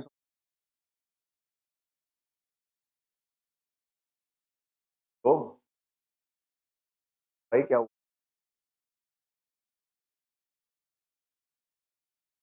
कमिंग बैक। तो territorial extent of British rule in India, ठीक है। कॉलोनियल पोजीशन क्या थी जब आपका ब्रिटिशर्स जब इंडियन इंडिपेंडेंस एक्ट के बाद रीऑर्गेनाइज करके गए, तो उस समय चीजें बहुत ज्यादा क्लैरिटी नहीं थी। तो आपको याद है माउंट बैटन प्लान था, फिर उसके बाद रैडक्लिफ लाइन आई, फिर बाउंड्री डिसाइड की गई। उस समय प्रिंसली स्टेट भी अग्री नहीं कर रहे थे बहुत। तो जूनागढ़, हैदराबाद, ये सारे लोग जो है अग्री नहीं, पकड़ पकड़ के का पार्ट बनाए। तो देन हैदराबाद के लिए हमें ऑपरेशन पोलो लॉन्च करना पड़ा, फिर गोवा को अक्वायर करने के लिए लॉन्च करना पड़ा। कुछ तो मान गए, बट कुछ के लिए सरदार पटेल को had to fight a lot. One of the significant example is Jammu and Kashmir. अब इसमें क्या है कि कि जैसे कश्मीर, जूनागढ़ और हैदराबाद है, ये सबसे बड़ी प्रॉब्लम थी हमारी ऑर्गेनाइज करने। जूनागढ़ में people wanted to join India, but वहां का जो रूलर था they wanted to join Pakistan. अब हैदराबाद वाले कह रहे थे कि भाई हम अलग ही रहेंगे, निजाम जो थे हैदराबाद। और निजाम, और हैदराबाद में तो ऐसी सिचुएशन आ गई थी कि वहां के लोगों के ऊपर ही वो एट्रोसिटी कैरी आउट कर रहे थे। लोग चाहते थे इंडिया का पार्ट बनना, but Nizam was not very much ready. Kashmir में सिग्निफिकेंट वैसे ही था कि Kashmir was a Muslim dominated state ruled by a Hindi तो आपका हिंदू डोगरा रूलर, तो महाराजा हरि सिंह थे, और उसके आप देखोगे इस समय कर्ण सिंह, काफी सीनियर कांग्रेस के लीडर है 90। तो तो ये हिंदू किंगडम रहा हमेशा से, बट मेजोरिटी पॉपुलेशन यहाँ मुस्लिम। तो पाकिस्तान वांटेड कि इसको अपना पार्ट बन जाए, पार्टीशन के टाइम पे भी देवर ट्राइंग अलॉट की इंडिया का पार्ट बन जाए, सॉरी पाकिस्तान का पार्ट बन जाए, but हुआ नहीं। रैडक्लिफ ने वैसी लाइन बनाई। वैसे ब्रिटिशर्स वैसे चालू बहुत थे, उन्हें पता था लड़ाई कैसे करनी है। आज के टाइम में वर्ल्ड में जिस कंट्रीज में लड़ाई है सारा ब्रिटिशर ने, चाहे वो आप इसराइल पैलेस्टाइन का इशू देख लो, आपको पता होगा ब्रिटिश मैंडेट और फ्रेंच मैंडेट था वहां पे। तो लेबनान जो कंट्री है वो फ्रेंच कंट्रोल में थी, और जो पैलेस्टाइन था पहले देयर वाज नो इसराइल, तो पैलेस्टाइन था वो एक्चुअली में उन्होंने ब्रिटिशर्स ने बोला था, प्रॉमिस किया था कि यहाँ पे हम जूइश स्टेट बनाएंगे। तो उनको पता था कि हर जगह लड़ाई कराने के लिए बस एक बाउंड्री बना दो ऐसे zigzag करके। वो बेसिकली मुझे लगता है वो आंख में पट्टी बंद करता होगा, फिर ऐसे लाइन खींच देता होगा, कहाँ जा होगा अब लड़ाई होगी। सिमिलरली अफगानिस्तान का बाउंड्री उन्होंने पाकिस्तान के साथ ऐसा बनाया कि लड़ाई होती रहेगी। ब्रिटिशर इस तरीके से बहुत चालू थे, क्योंकि वो नहीं चाहते थे कोई भी कंट्री ऐसी पावरफुल बन जाए फ्यूचर में ब्रिटिश को टक्कर दे पाए। तो बाद में बहुत सारी बन गई, लेकिन इनिशियली जब उन्होंने ऐसे ही किया कि मेजोरिटी ऑफ द कॉलोनीज जब इंडिपेंडेंस दी, आपस में ही लड़ते रहेंगे। एनीवे सो उसके बाद जब 1950 में कॉन्स्टिट्यूशन बना, जो भी मैं अभी आपको बताया 1960 सिचुएशन थोड़ी अलग थी, तो ओरिजिनली हमारे कॉन्स्टिट्यूशन के अंदर ऐसा ग्रुपिंग था, तो बोलते थे part A, part B, part C, part D. Part A में जो पहले गवर्नर्स प्रोविंस होते थे वो आपके बन गए, कि जैसे असम, बिहार, बॉम्बे, मध्य प्रदेश। पार्ट बी जो पहले राजा महाराजाओं का प्रिंसली था वो आपका पार्ट बी में आता था। पार्ट सी जो था वो आपका चीफ कमिश्नर प्रोविंस था, जिनको हम यूनियन टेरिटरी बोलेंगे। अभी हम आगे बढ़ेंगे यूटी का टॉपिक। वो चीफ कमिश्नर प्रोविंस बोला जाता था, अंडर में आता था। और अंडमान निकोबार क्योंकि स्ट्रेटेजिकली बहुत इंपॉर्टेंट है, उनको ग्रुप डी। ये कहानी चेंज होगी 1950 के, जो एक ग्रुपिंग है जो भी आपको लिखा है मैंने कि seventh amendment act 1950 state reorganisation हुआ, तो ये कहानी चेंज कर दी गई कि अब ये एबीसीडी वाली ग्रुपिंग कर दिया। ठीक है, तो चेंज करने के पहले कुछ चीजें हुई थी तो जानना बहुत जरूरी है। अब इंडिया में इतनी ज्यादा डाइवर्सिटी, लोग जो है डिमांड करने लगे कि हमें भी अपना अपना अलग राज्य चाहिए, बेस्ड ऑन हमारे लैंग्वेज एंड कल्चर। उसको स्टडी करने के लिए कितना ज्यादा फिजिबल है, दो तीन कमीशन सेटअप किए गए। पहला कमीशन है धार कमीशन, जिसको जून 1948 में सेटअप। इसने मना कर दिया, इसने बोला इंडिया में अगर आप लैंग्वेज के बेसिस पे स्टेट को डिवाइड करोगे तो दंगे हो जाएंगे, कि ऑलरेडी दंगे हो रहे थे 47 के पार्टीशन के बाद। इसने बोला कि अभी कंडीशन फिजिबल नहीं है, feasible नहीं है, हमें लैंग्वेज के बेसिस पे या लिंग्विस्टिक बेसिस को रीऑर्गेनाइज करना। बट इसकी वजह से क्या हुआ कि आप देखोगे कई सारे प्रोटेस्ट चालू हो गए इंडिया में, धरना प्रदर्शन चालू हो गए। तो फिर उसको देख के फिर एक जेवीपी कमेटी बनाई गई। जेवीपी नाम जो है वो जवाहरलाल नेहरू, वल्लभ भाई पटेल एंड किताबी सीतारमैया, इन लोगों के अंडर में बनाई। इन्होंने भी स्टडी करके फिर ये पाया कि अभी situation is not very much form a separate state on the linguistic criteria. Possibility पहले से थोड़ी ज्यादा थी, बट अभी भी पीपल नहीं लग रहा था। उसके बाद आप देखोगे कि बड़ा सिग्निफिकेंट तो हंगर स्ट्राइक हुआ है फॉर मद्रास एंड आंध्रा, जो सेपरेट करने के लिए। तो उसमें का नाम आप जानते होंगे, रामोलू, पट्टी श्रीराम रामोलू जो है went on a hunger strike and unfortunately he died, भूख हड़ताल करते करते। तो उससे ना क्या हो गया, ट्रिगर हो गए लोग, काफी ज्यादा वाइड स्प्रेड प्रोटेस्ट होने लगे ना। फिर सरकार को रियलाइज हुआ कि इसको कंटेन तब तक नहीं कर पाएंगे जब तक ऑर्गेनाइज लैंग्वेज के बेसिस में हमें अलग करना पड़ेगा। उसके बाद फाइनली कमीशन आता है जिसका नाम है फजल अली कमीशन। फजल अली कमीशन ओरिजिनली वो भी इस आइडिया के अगेंस्ट था, बट द सिचुएशन की कंट्री में क्या माहौल है प्रोटेस्ट को देखते हुए, और इतना ज्यादा इंटेंसिफाई हो गया था specially after the death of Ramulu. तो 1950 में सेटअप किया गया था। तीन थे, फजल अली, के एम पनिकर एंड कुंजू। इन्होंने सीइंग द कंडीशन, एक्चुअली में इन्होंने दबाव में किया। तब दो रियल स्टोरी ये है कि इनको भी पता था कि अगर हम आज रीऑर्गेनाइज कर देंगे तो फ्यूचर में रीऑर्गेनाइजेशन रहेगा on the basis and criteria of language. तो उनके पास कोई ऑप्शन नहीं था, उनके ऊपर प्रेशर बहुत ज्यादा था इस चीज को एक्सेप्ट करने के लिए। हमें रीऑर्गेनाइज करना पड़ेगा, नहीं तो ये कंट्री में जो फेडरल स्ट्रक्चर है उसके साथ खतरा, क्योंकि उस समय the states were protesting, specially Madras, Bombay, आसपास वाले। इस वजह से इन्होंने फाइनली अप्रूवल दिया लिंग्विस्टिक रीऑर्गेनाइजेशन। बट उसमें उन्होंने एक चीज बोला कि लिंग्विस्टिक रीऑर्गेनाइजेशन करते समय ध्यान रखना है कि किस तरीके से की सॉवरेनिटी अफेक्ट नहीं हो। ठीक है, तो उसमें उन्होंने 4 फोल्ड क्लासिफिकेशन जो किया गया था, उसको उन्होंने कहा कि कैंसल कर दो पहले तो। इसी की बेसिस के रिकमेंडेशन पे आपका स्टेट ऑर्गेनाइजेशन एक्ट आया। And linguistic and cultural homogeneity maintain करनी है, फाइनेंशियल इकोनॉमिक एंड कंसिडरेशन को ध्यान में रखते हुए। ऐसा भी ना हो कि आपने एक स्टेट इसलिए बना दिया क्योंकि लैंग्वेज वहां ज्यादा है, पता चला लेकिन वो सर्वाइव अकेले नहीं कर पा रहा। जैसे क्वेश्चन मुझे, अमेरिका में लोग अलग क्यों नहीं होते, ये भी तो सोच के अलग होना पड़ेगा कि भाई तुम अकेले सर्वाइव कर पाओगे कि नहीं कर पाओगे बिना किसी कंट्री के सपोर्ट के। अब जैसे फॉर एग्जांपल अब इंडिया ही है, ठीक है, अब मान लो टेक्सास की अगर हम बात करें कि टेक्सास आज को बोलता है कि हम अलग हो जाए, टेक्सास में तेल निकलता है, कितना तेल पी लोगे या तेल से कितना इकोनॉमी चला लोगे, बाकी सारी चीजें भी चाहिए, इंडस्ट्री भी चाहिए, लोगों को जॉब्स भी चाहिए, एम्प्लॉयमेंट भी चाहिए। सिमिलरली इंडिया में भी जैसे लोग कश्मीर बोल रहे थे, कश्मीर हम सेपरेट बन जाएंगे। अब आप सोचो कश्मीर की स्ट्रेटेजिक पोजीशन, फॉर एग्जांपल मान लो कि कश्मीर एक सेपरेट कंट्री होता, ऊपर चाइना, इधर पाकिस्तान, इधर इंडिया, लैंडलॉक कंट्री, उसका वही हाल होता जो उस समय नेपाल का हाल हो रहा है। ना चाइना का है ना इंडिया का है, कभी चाइना की तरफ टिल्ट हो जाता है, कभी इंडिया की तरफ। जब इंडिया से कोई बात मनमानी होती है तो चाइना का कार्ड दिखाने लग जाएगा, हम चाइना से, फिर इंडिया कहेगा हाँ ठीक है जाओ खरीद लो, महंगा मिलेगा। चाइना जो है लोन दे देगा कि लोन लोन ले लो, फिर लोन चुका नहीं पाएगा नेपाल, फिर वापस इंडिया के पास आएंगे सर। ये तो इसीलिए आप देखो नेपाल में आपको पता है प्राइम मिनिस्टर हर 2.5 साल में चेंज हो जाता है। वहां पे एक का कॉन्स्टिट्यूशन, इतना छोटा कॉन्स्टिट्यूशन है, वहां पे पॉलिटिकल पार्टीज जो है हर 2.5 साल में अपने प्राइम मिनिस्टर, उनमें एग्रीमेंट इसके बीच में कि हाँ 2 साल तुम प्राइम मिनिस्टर रह लो, साल तुम रह लेना। तो ये सिस्टम चलता है वहां पे, एक ही पार्टी से आ रहा है। तो प्रॉब्लम यही है कि अब आप लैंडलॉक कंट्री बन गए, चलो ठीक है वो हिंदू किंगडम था, बट आपको शायद उसकी स्टोरी बताओगे कि वो किंगडम जो था वो बाद में डेमोक्रेसी का, उनके एक प्रिंस थे दीपेंद्र करके, उन्होंने पता नहीं मूड में क्या आया, चाचा जी की बात में आ गए और चाचा जी की बात में आके सबको गोली से भून, मतलब कॉन्स्पिरेसी तो ये है कि चाचा की बात में आए, कि सिर्फ चाचा बच गया। पता है आपको, नहीं बताइए। तो चाचा जी थे, तो मेन महाराजा थे ज्ञानेंद्र, ठीक है, उनका बेटे हैं दीपेंद्र। अब चाचा जी जो था वो लोग ज्यादा पसंद नहीं करते थे, जो मेन महाराजा थे उनको लोग बहुत प्यार करते थे, very famous and loved by people, पूरी फैमिली को रिस्पेक्ट बहुत ज्यादा था। चाचा और उसकी फैमिली बच गई, और जो मेन राजा था उसकी फैमिली, बहन, माँ बाप जो जो को मार दिया, और उसने बाद में खुद में अपने आप को गोली, वाज वेरी वेल, मतलब big flash news. I still तो टीवी था तो बस में तो हमें इतना समझ में नहीं आती थी चीज, बाद में समझ में आया। तो बाद में जब क्या हुआ कि जब चाचा जी बच गए, चाचा को किंग बना दिया गया, चाचा को यही चाहिए था किंग बना, आग लगा।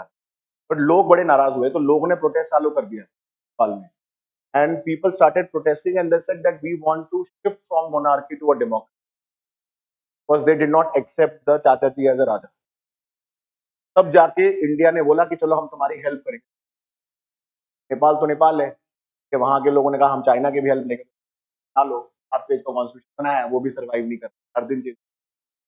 तो वैसी सिचुएशन ना हो जाए इसलिए भी फजल अली कमीशन, मतलब जब उस समय आया तो उनका विजन ऐसा था, they did not want to create a state, तो बाद में सर्वाइवल के लिए किस हिसाब से स्टेट की बाउंड्री, जैसे आज के टाइम पे आप देखो तेलंगाना जब अलग हुआ, प्रोविजन तो बहुत पहले से चला आ रहा है, लेकिन बाद में उन्होंने 2014 में किया, क्यों? इलेक्शन जीतना था कांग्रेस को, 2014 में इलेक्शन के जस्ट पहले ही तो उन्होंने किया, Andhra and Telangana, they thought कि इससे जो है हमें वोट्स मिल जाएंगे, मोदी जी उल्टा और जीत गए 2014 में। So they that was the last thing that they did, UP government. और दूसरा आपके यूपी राहुल गांधी ने 2 अटेम्प्ट और बढ़ा दिए, लगा सारे यूपीएससी वाले वोट दे दें।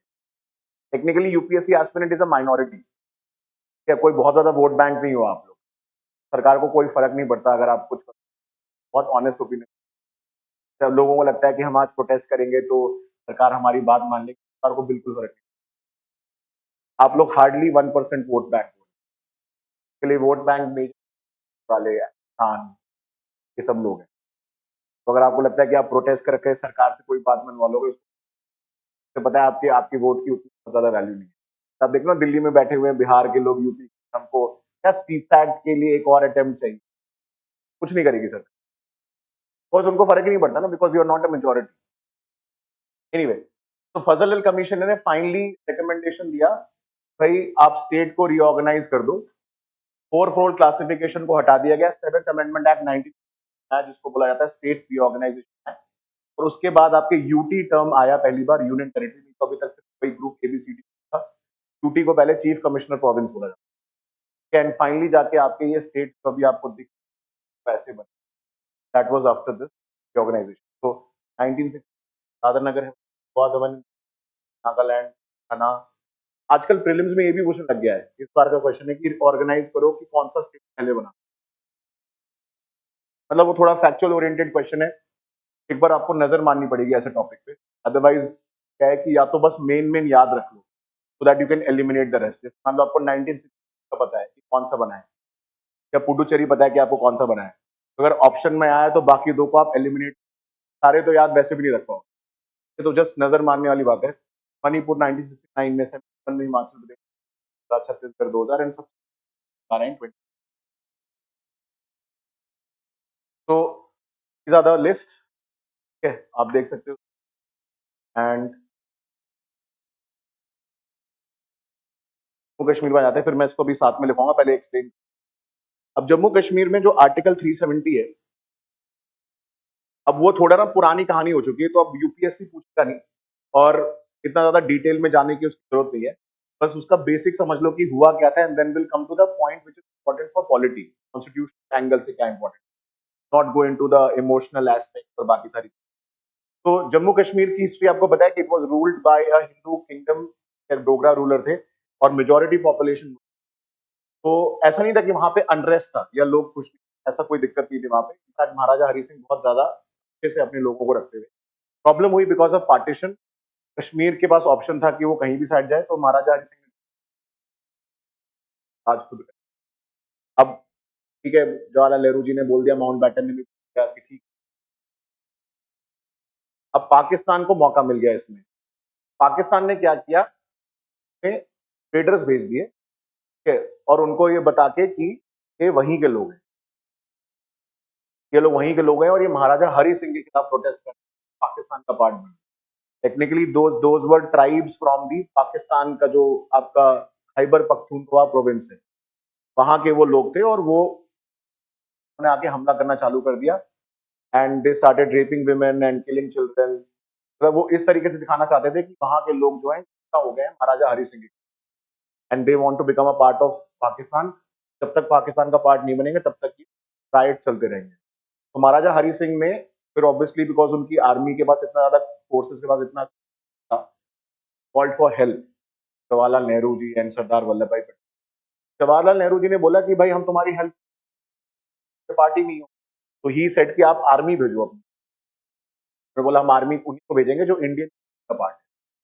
तो सरदार वल्लभ भाई पटेल एंड उनके जो एडवाइजर थे कृष्ण, उन्होंने बैठ के फिर ड्राफ्ट किया, बोला जाता है इंस्ट्रूमेंट ऑफ एक्सेशन, IOA। जो कश्मीर है it will be acceded to India, तो उसका पार्ट बनेगा। तो बाद में लॉर्ड माउंटबैटन ने उसको साइन किया था, तो अभी भी आप देखो इसमें माउंटबैटन के साथ। उसमें बेसिकली जब ये इंस्ट्रूमेंट ऑफ एक्सेशन डिसाइड हुआ, वो एक डॉक्यूमेंट है जो ये बताता है कि महाराजा हरि सिंह जो रूलर है कश्मीर, उन्होंने डिसाइड किया है कि वो इंडिया का पार्ट बन रहे हैं। फिर उसमें उन्होंने कुछ कंडीशन डाल दी थी इंस्ट्रूमेंट ऑफ एक्सेशन। पहली कंडीशन ये डाली थी कि मेरे जो स्टेट के लोग हैं उनके स्पेशल प्रोटेक्शन रहे और कुछ स्पेशल प्रोविजन रहे। में से एक प्रोविजन ये था कि राइट टू प्रॉपर्टी रहेगी यहाँ के लोगों के लिए, ठीक है, इनके सेपरेट कॉन्स्टिट्यूशन रहेगा। जम्मू कश्मीर एक सेपरेट कॉन्स्टिट्यूशन से गवर्न होगा और उसको बनाने के लिए एक सेपरेट असेंबली रहेगी, सेपरेट कॉन्स्टिट्यूशन। जब इंडिया के कॉन्स्टिट्यूशन पढ़ी थी हमने, वैसे उन्होंने बोला कि जम्मू कश्मीर के कॉन्स्टिट्यूशन बनाने के लिए सेपरेट असेंबली, जम्मू कश्मीर का एक सेपरेट फ्लैग होगा। ऐसी बहुत सारी उन्होंने कंडीशन डाली। उन्होंने बोला communication, external affairs, defence India के पास रहेगा, but internal matter of Kashmir है वो हमारे लोगों के पास। टेक्निकली ही ceded a lot of clauses, conditions लगा दी उन्होंने। तो उस समय जवाहरलाल नेहरू जी ने बोला हाँ ठीक है यार कर लो साइन, कम से कम इंडिया का पार्ट तो बन जाएगा। Sardar Patel was actually not in favour of it. उन्होंने बोला कि मैं नहीं चाहता हूं, तो इसलिए तो आपने देखा होगा रिसेंट आया था, Sardar Patel did not want India part of India. That was not true. He was not agreeing to the part की जो कंडीशन लगाई है महाराजा हरि सिंह, उस कंडीशन पे नहीं चाहते थे कश्मीर इंडिया का पार्ट, बिकॉज ही न्यू कि ये प्रॉब्लम आएगी बाद में।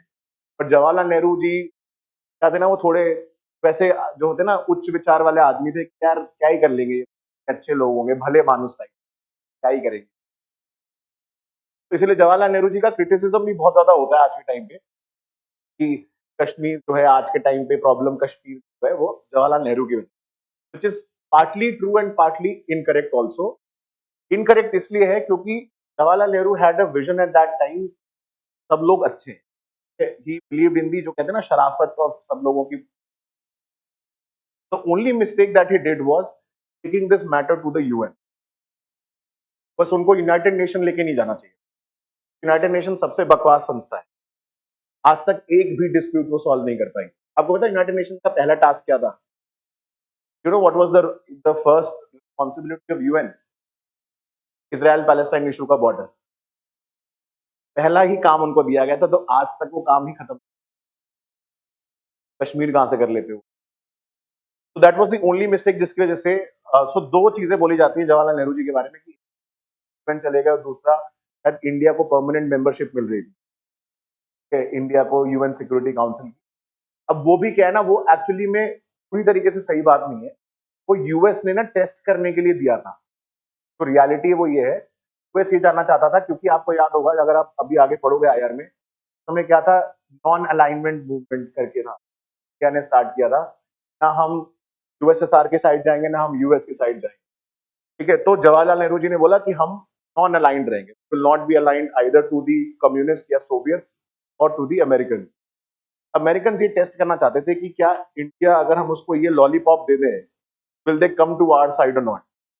But what India did was they said कि तुम चाइना को बना दो हमारी जगह। And China actually used to be two different countries पहले। रिपब्लिक, और जो अभी ताइवान है वो भी चाइना था, और जो ओरिजिनल चाइना है वो भी चाइना था, दोनों के बीच में लड़ाई थी। तो वो जो जो ऑफर आया था वो एक्चुअली ताइवान वाला जो चाइना है, रिपब्लिक ऑफ चाइना, और एक पीपल्स रिपब्लिक ऑफ चाइना है, दो अलग अलग कंट्री थी, आरओसी के लिए आया था।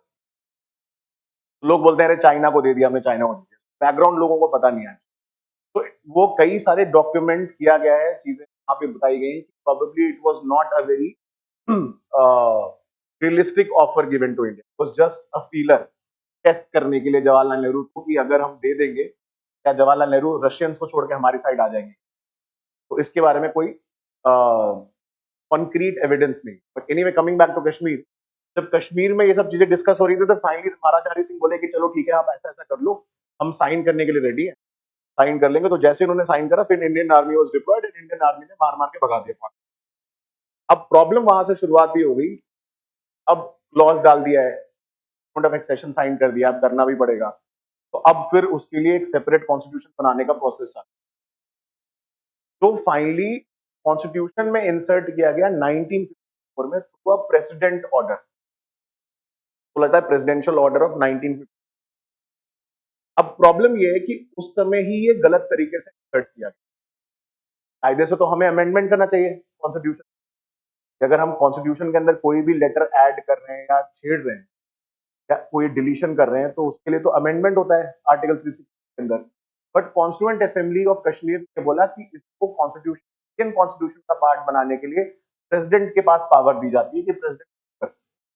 तो ओरिजिनली इसको इंसर्ट ही ये बोल के किया गया था, by the order of the president of India 1954, the separate constitution of Jammu and Kashmir is a part of the Indian constitution, and it will be called as the temporary and transient of the state of Jammu. का नाम था पूरे chapter का temporary and transient of the state. तो नाम में ही temporary लिखा हुआ था पहले से ही। पहला तो क्लॉज ये है, या पहला जो पॉइंट इंपॉर्टेंट ये, ओरिजिनली जब वो कॉन्स्टिट्यूशन के अंदर इंसर्ट किया गया, वही प्रेसिडेंट के ऑर्डर से था, पार्लियामेंट ने उसको इंसर्ट नहीं किया। ठीक है, उसके बाद उसमें एक और चेंज किया गया बाद में, एक नया आर्टिकल इंसर्ट किया गया जम्मू कश्मीर के कॉन्स्टिट्यूशन, बोलते हैं आर्टिकल 35A। आर्टिकल 35A बड़ा डिस्क्रिमिनेट, आर्टिकल 35 ये बोलता था कि अगर जम्मू कश्मीर के रहने वाली कोई महिला बाहरी आदमी से शादी कर लेती है, राइट टू प्रॉपर्टी चली, can not have a property in Kashmir, is a violation of article 21। But दिक्कत ये है, जम्मू कश्मीर में बिकॉज आर्टिकल 370 था, तो वहां पे फंडामेंटल राइट सारे एप्लीकेबल, आर्टिकल 21 वहां एप्लीकेबल ही नहीं, तब तक नहीं था। सिमिलरली वहां पे अगर आप जो जो महिला शादी कर लेती है बाहर, उसके बच्चों का जो गवर्नमेंट पोजीशंस में रिजर्वेशन है वो खत्म हो जाए, और कोई भी बाहरी इंसान कश्मीर में प्रॉपर्टी नहीं खरीद। ये सारे क्लॉजेस पड़े हुए थे उसके। पहले सुप्रीम कोर्ट में एक्चुअली में आर्टिकल 370 का केस नहीं किया था, पहले सुप्रीम कोर्ट में केस गया था आर्टिकल 35A को चैलेंज किया। ये फंडामेंटल राइट का वायलेशन है, तो सुप्रीम कोर्ट ने पहले रिजेक्ट कर दिया, बोला कि अब तो ये बहुत पुरानी बात हो चुकी है, अब कितने 50 साल से ज्यादा कॉन्स्टिट्यूशन ये आर्टिकल रह चुका है, अब इसको इसलिए तो सुप्रीम कोर्ट रिजेक्टेड, तो हम चेंज नहीं कर पाएंगे, because it has almost become like a permanent provision of the constitution. फिर दोबारा अपील हुआ सुप्रीम कोर्ट, तो उसमें फिर अपील हुआ 35A और 370 दोनों, जो कश्मीर के कॉन्स्टिट्यूशन की बात करता था और सेपरेट प्रोविजन था। तो जब तक ये केस चल रहा था तब तक सरकार ने धमाका कर दिया कि 5 अगस्त 2019 तक जजमेंट आया नहीं था उसको लेके कि अब हम इसको हटा रहे हैं। तो this is a top secret document जो एक्चुअली में डिस्क्लोज नहीं होना था, बट फोटोग्राफर बहुत चालू था, उसने आप देखोगे ऊपर लिखा भी हुआ टॉप सीक्रेट। तो होम अफेयर्स की फाइल थी, अब अमित शाह जी जब निकले गाड़ी से पार्लियामेंट में राज्यसभा में जाने की, तो फाइल थी एमएचए की, अब उन्होंने क्या किया, फाइल वहीं छोटी, कागज उठा लिया और नमस्ते करते करते फोटोग्राफर ने जूम कर लिया उसको। अब ध्यान से देखो क्या लिखा हुआ है, क्रोनोलॉजी बहुत इंपॉर्टेंट है, बताऊं क्रोनोलॉजी क्यों इंपॉर्टेंट है, ये सबसे इंपॉर्टेंट चीज है। अब इसमें देखो सबसे पहले क्या लिखा हुआ है, फॉर्म द प्रेसिडेंट, क्या पहले लाइन में दिखाई दे रहा है, जूम करता हूँ, चलो को शायद नहीं दिख रहा होगा,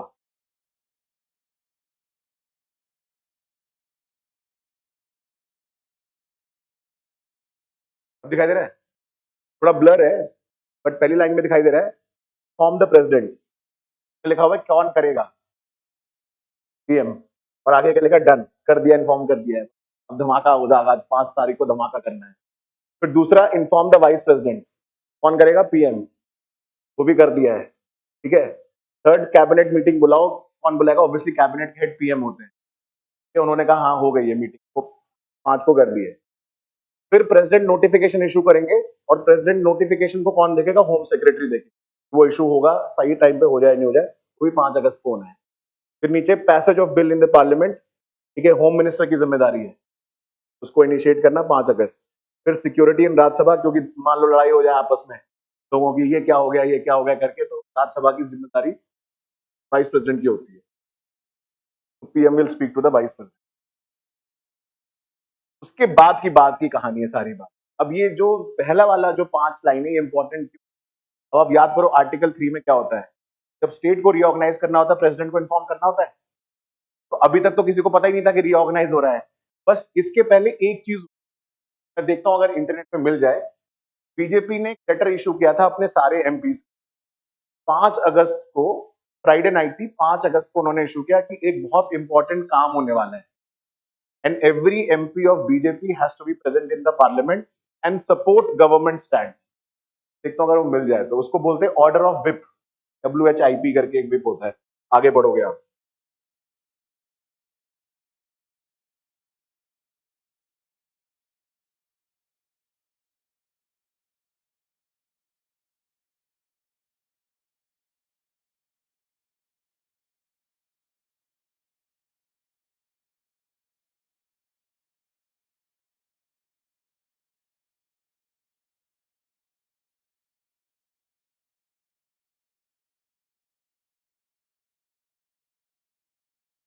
तो जब ये विप इशू किया गया तो मीडिया वाले पहले ही चालू चालू हो गए, पहले जो है रिपब्लिक जो अर्नब गोस्वामी था चिल्लाने लगा रात को 9 बजे तो होने वाला है कुछ।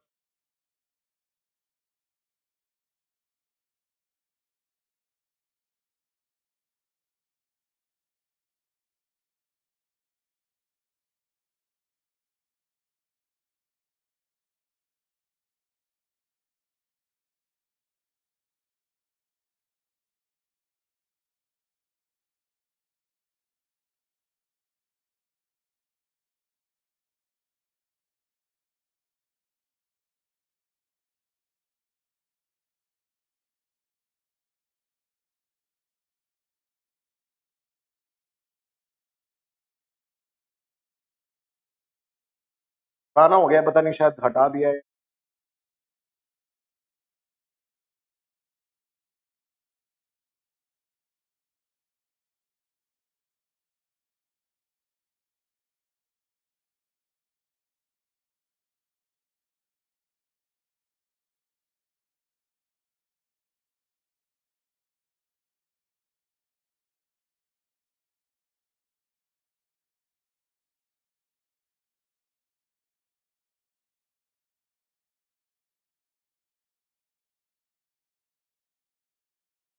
इशू तो किया था संजय जायसवाल, उनके एक चीफ है, बीजेपी से एमपी है वहां पे बिहार के।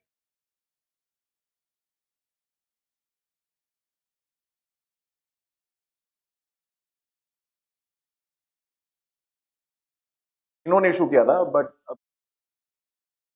कमिंग बैक, तो बेसिकली ऐसा है कि बीजेपी ने बताया नहीं किसी को, सिर्फ पीएम और क्लोज 4-5 लोगों को ही पता था कि ऐसा ऐसा होने वाला है। उन्होंने पहले से ही सारी बात बात करके रख ली थी कि ऐसा ऐसा होगा। तो पहले उन्हें प्रेसिडेंट को इन्फॉर्म करना है, क्यों? क्योंकि प्रेसिडेंट को इन्फॉर्म करना जरूरी है एज पर आर्टिकल, की रीऑर्गेनाइज करना है। और अच्छा, इसमें सबसे चालाकी जो बीजेपी ने करी वो क्या करी कि लोकसभा में नहीं गए। लोकसभा तो उन्हीं की थी, लोकसभा में उनके पास सारे एमपीज उन्हीं के थे, राज्यसभा में नंबर नहीं था। पहले पहले राज्यसभा में इंट्रोड्यूस, राज्यसभा में जैसे ही उन्होंने रखा कि आर्टिकल ये नया एक बिल ला रहे हैं, उसका नाम है जम्मू ऑर्गेनाइजेशन, तो हंगामा चालू हो गया। पहले ही लेकिन बता दिया था वाइस प्रेसिडेंट को कि भाई हंगामा होगा, देख लेना, सिक्योरिटी आपकी जिम्मेदारी है, मार पिटाई ना हो जाए। तो उसमें गुलाम नबी आजाद चिल्ला रहे हैं, कोई वो चिल्ला रहे हैं कि कैसा है वैसा है। अच्छा, इसके एक दिन पहले सरकार ने अपना काम कर दिया था, जितने भी ये ओमर अब्दुल्ला और सबको जाके बंद कर दिया था, ले जाके घर से उठा के रात के under the Jammu Kashmir public safety है कि ये लोग भड़का ना पाए लोगों को। और उसी समय सुबह जब इंट्रोड्यूस किया उसके 1 घंटे पहले इंटरनेट बंद, जब कोई आपस में सर्कुलेट नहीं कर पाएगा इस चीज। मेरा एक दोस्त है बेचारा, उसकी शादी थी अगले दिन, वो 6 महीने बाद शादी हुई, क्योंकि कुछ हुआ ही नहीं, इंटरनेट ही नहीं चल रहा था, किसी को पता ही नहीं कौन क्या है वहां पे, डिप्लॉयमेंट हो गया था। आपने शायद नोटिस किया होगा 2019 में 5 अगस्त के 2-3 दिन पहले हर जगह थोड़े बहुत मिलिट्री पर्सनल बहुत सारे यहाँ पे डिप्लॉयड थे, जहाँ पे दंगे होने के चांसेस थे।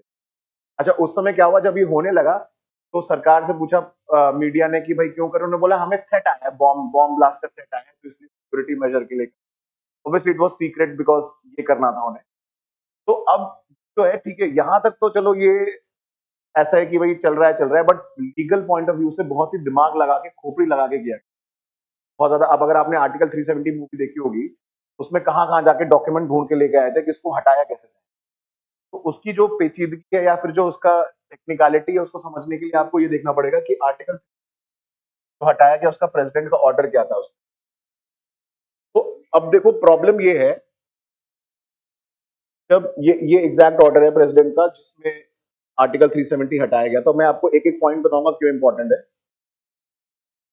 तो complication of this issue was very much because एक तो जो जम्मू कश्मीर का जिसने कॉन्स्टिट्यूशन बनाया था, कॉन्स्टिट्यूंट, वो तो मर गई। अब उनको कब्र से तो निकाल नहीं सकते आप, तभी नहीं कर सकते आप उनको, कि जैसे हमारे इंडिया का कॉन्स्टिट्यूशन कॉन्स्टिट्यूंट असेंबली ने बनाया था, वैसे वहां की एक अलग कॉन्स्टिट्यूंसी। और जाते जाते उन्होंने ये बोल दिया अपने उसमें कि वो हटाने की पावर प्रेसिडेंट, बट प्रेसिडेंट तभी हटा पाएंगे अगर जम्मू कश्मीर की असेंबली अग्री करे, तब टेक्निकली वहां के लोगों को अग्री करना। अब कॉम्प्लिकेट हो गया, जम्मू कश्मीर की असेंबली तो कभी अग्री करेगी नहीं, महबूबा मुफ्ती, उमर अब्दुल्ला, ये लोग कभी नहीं अग्री करते। तो उनका तो सारा गेम ही इसी पे चलता था कि कश्मीर हमारा दबदबा है। ठीक है, अभी आपने देखा होगा Omar Abdullah before article 370 and Omar Abdullah after 370, what difference? अभी प्राइम मिनिस्टर मोदी गए थे जेड मोर टनल को इनॉग्रेट करने, तो उमर अब्दुल्ला लगे तारीफ करने में प्राइम मिनिस्टर, आप तो ये, आप तो वो है, पहले गाली देते थे। उन्हें पता है आज ये अभी बोल देंगे चलो यूनियन टेरिटरी गवर्नमेंट डिसॉल्व है, तो यूटी ना अभी भी, यूटी विद लेजिस्लेचर है। कल को बोलेंगे हाँ चलो जाओ, टाटा प्रेसिडेंट ने बोल दिया ऑर्डर इशू, तारीफ तो करनी पड़ेगी। मोदी मोदी जी को बोल रहे हैं कि दिलों में दूरी नहीं होनी चाहिए, दिलों में गर्मी होनी चाहिए, लगे हुए भाषण देने में वहां पे उमर अब्दुल्ला कि दिल्ली से दूरी भी नहीं होनी चाहिए और दिलों में भी दूरी, ऐसा करके तो ये भी बोल रहे हैं कि आज आपका मौसम ने बहुत साथ दिया है, गर्म है मौसम, दिलों में भी गर्मी है, लगे हुए हैं पूरा मोदी जी की तारीफ करने में। तो लोग मीडिया बोल रही है देखो उमर अब्दुल्ला कितने बदल गए हैं, क्योंकि इन्हें पता है कि ये फिर से बंद कर देंगे पकड़ के मोदी। तो पॉइंट ये है, before it was a very very complicated situation. जो कॉन्स्टिट्यूंट असेंबली ने कॉन्स्टिट्यूशन बनाया आर्टिकल 370 के अंदर, उन्होंने ये क्लॉज ऐड कर दिया जिसको हटा सिर्फ प्रेसिडेंट सकते हैं, वहां की असेंबली का अग्री करना जरूरी। और असेंबली से भी ज्यादा उन्होंने बोला कि हटाने की पावर वहां की कॉन्स्टिट्यूंट असेंबली। कितने चालू हैं वो लोग जो गए बना के, उन्होंने बोला हम ही हटा सकते हैं। ऑब्वियसली तुम जिंदा थोड़ी रहोगे 100 साल बाद, तो उन्होंने एक तरीके से इसको परमानेंट करके चले। They mention in article 370 that, अब मैं दिखाता हूं, देखो आर्टिकल 370 ओरिजिनली क्या लिखा हुआ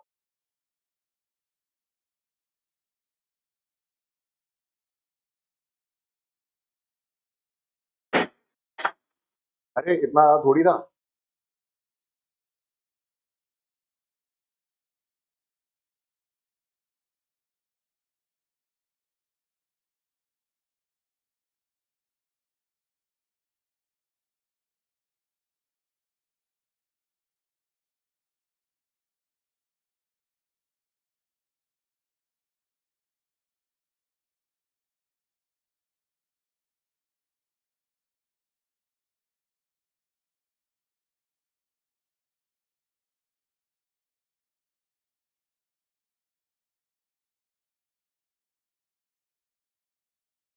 ब्रेक।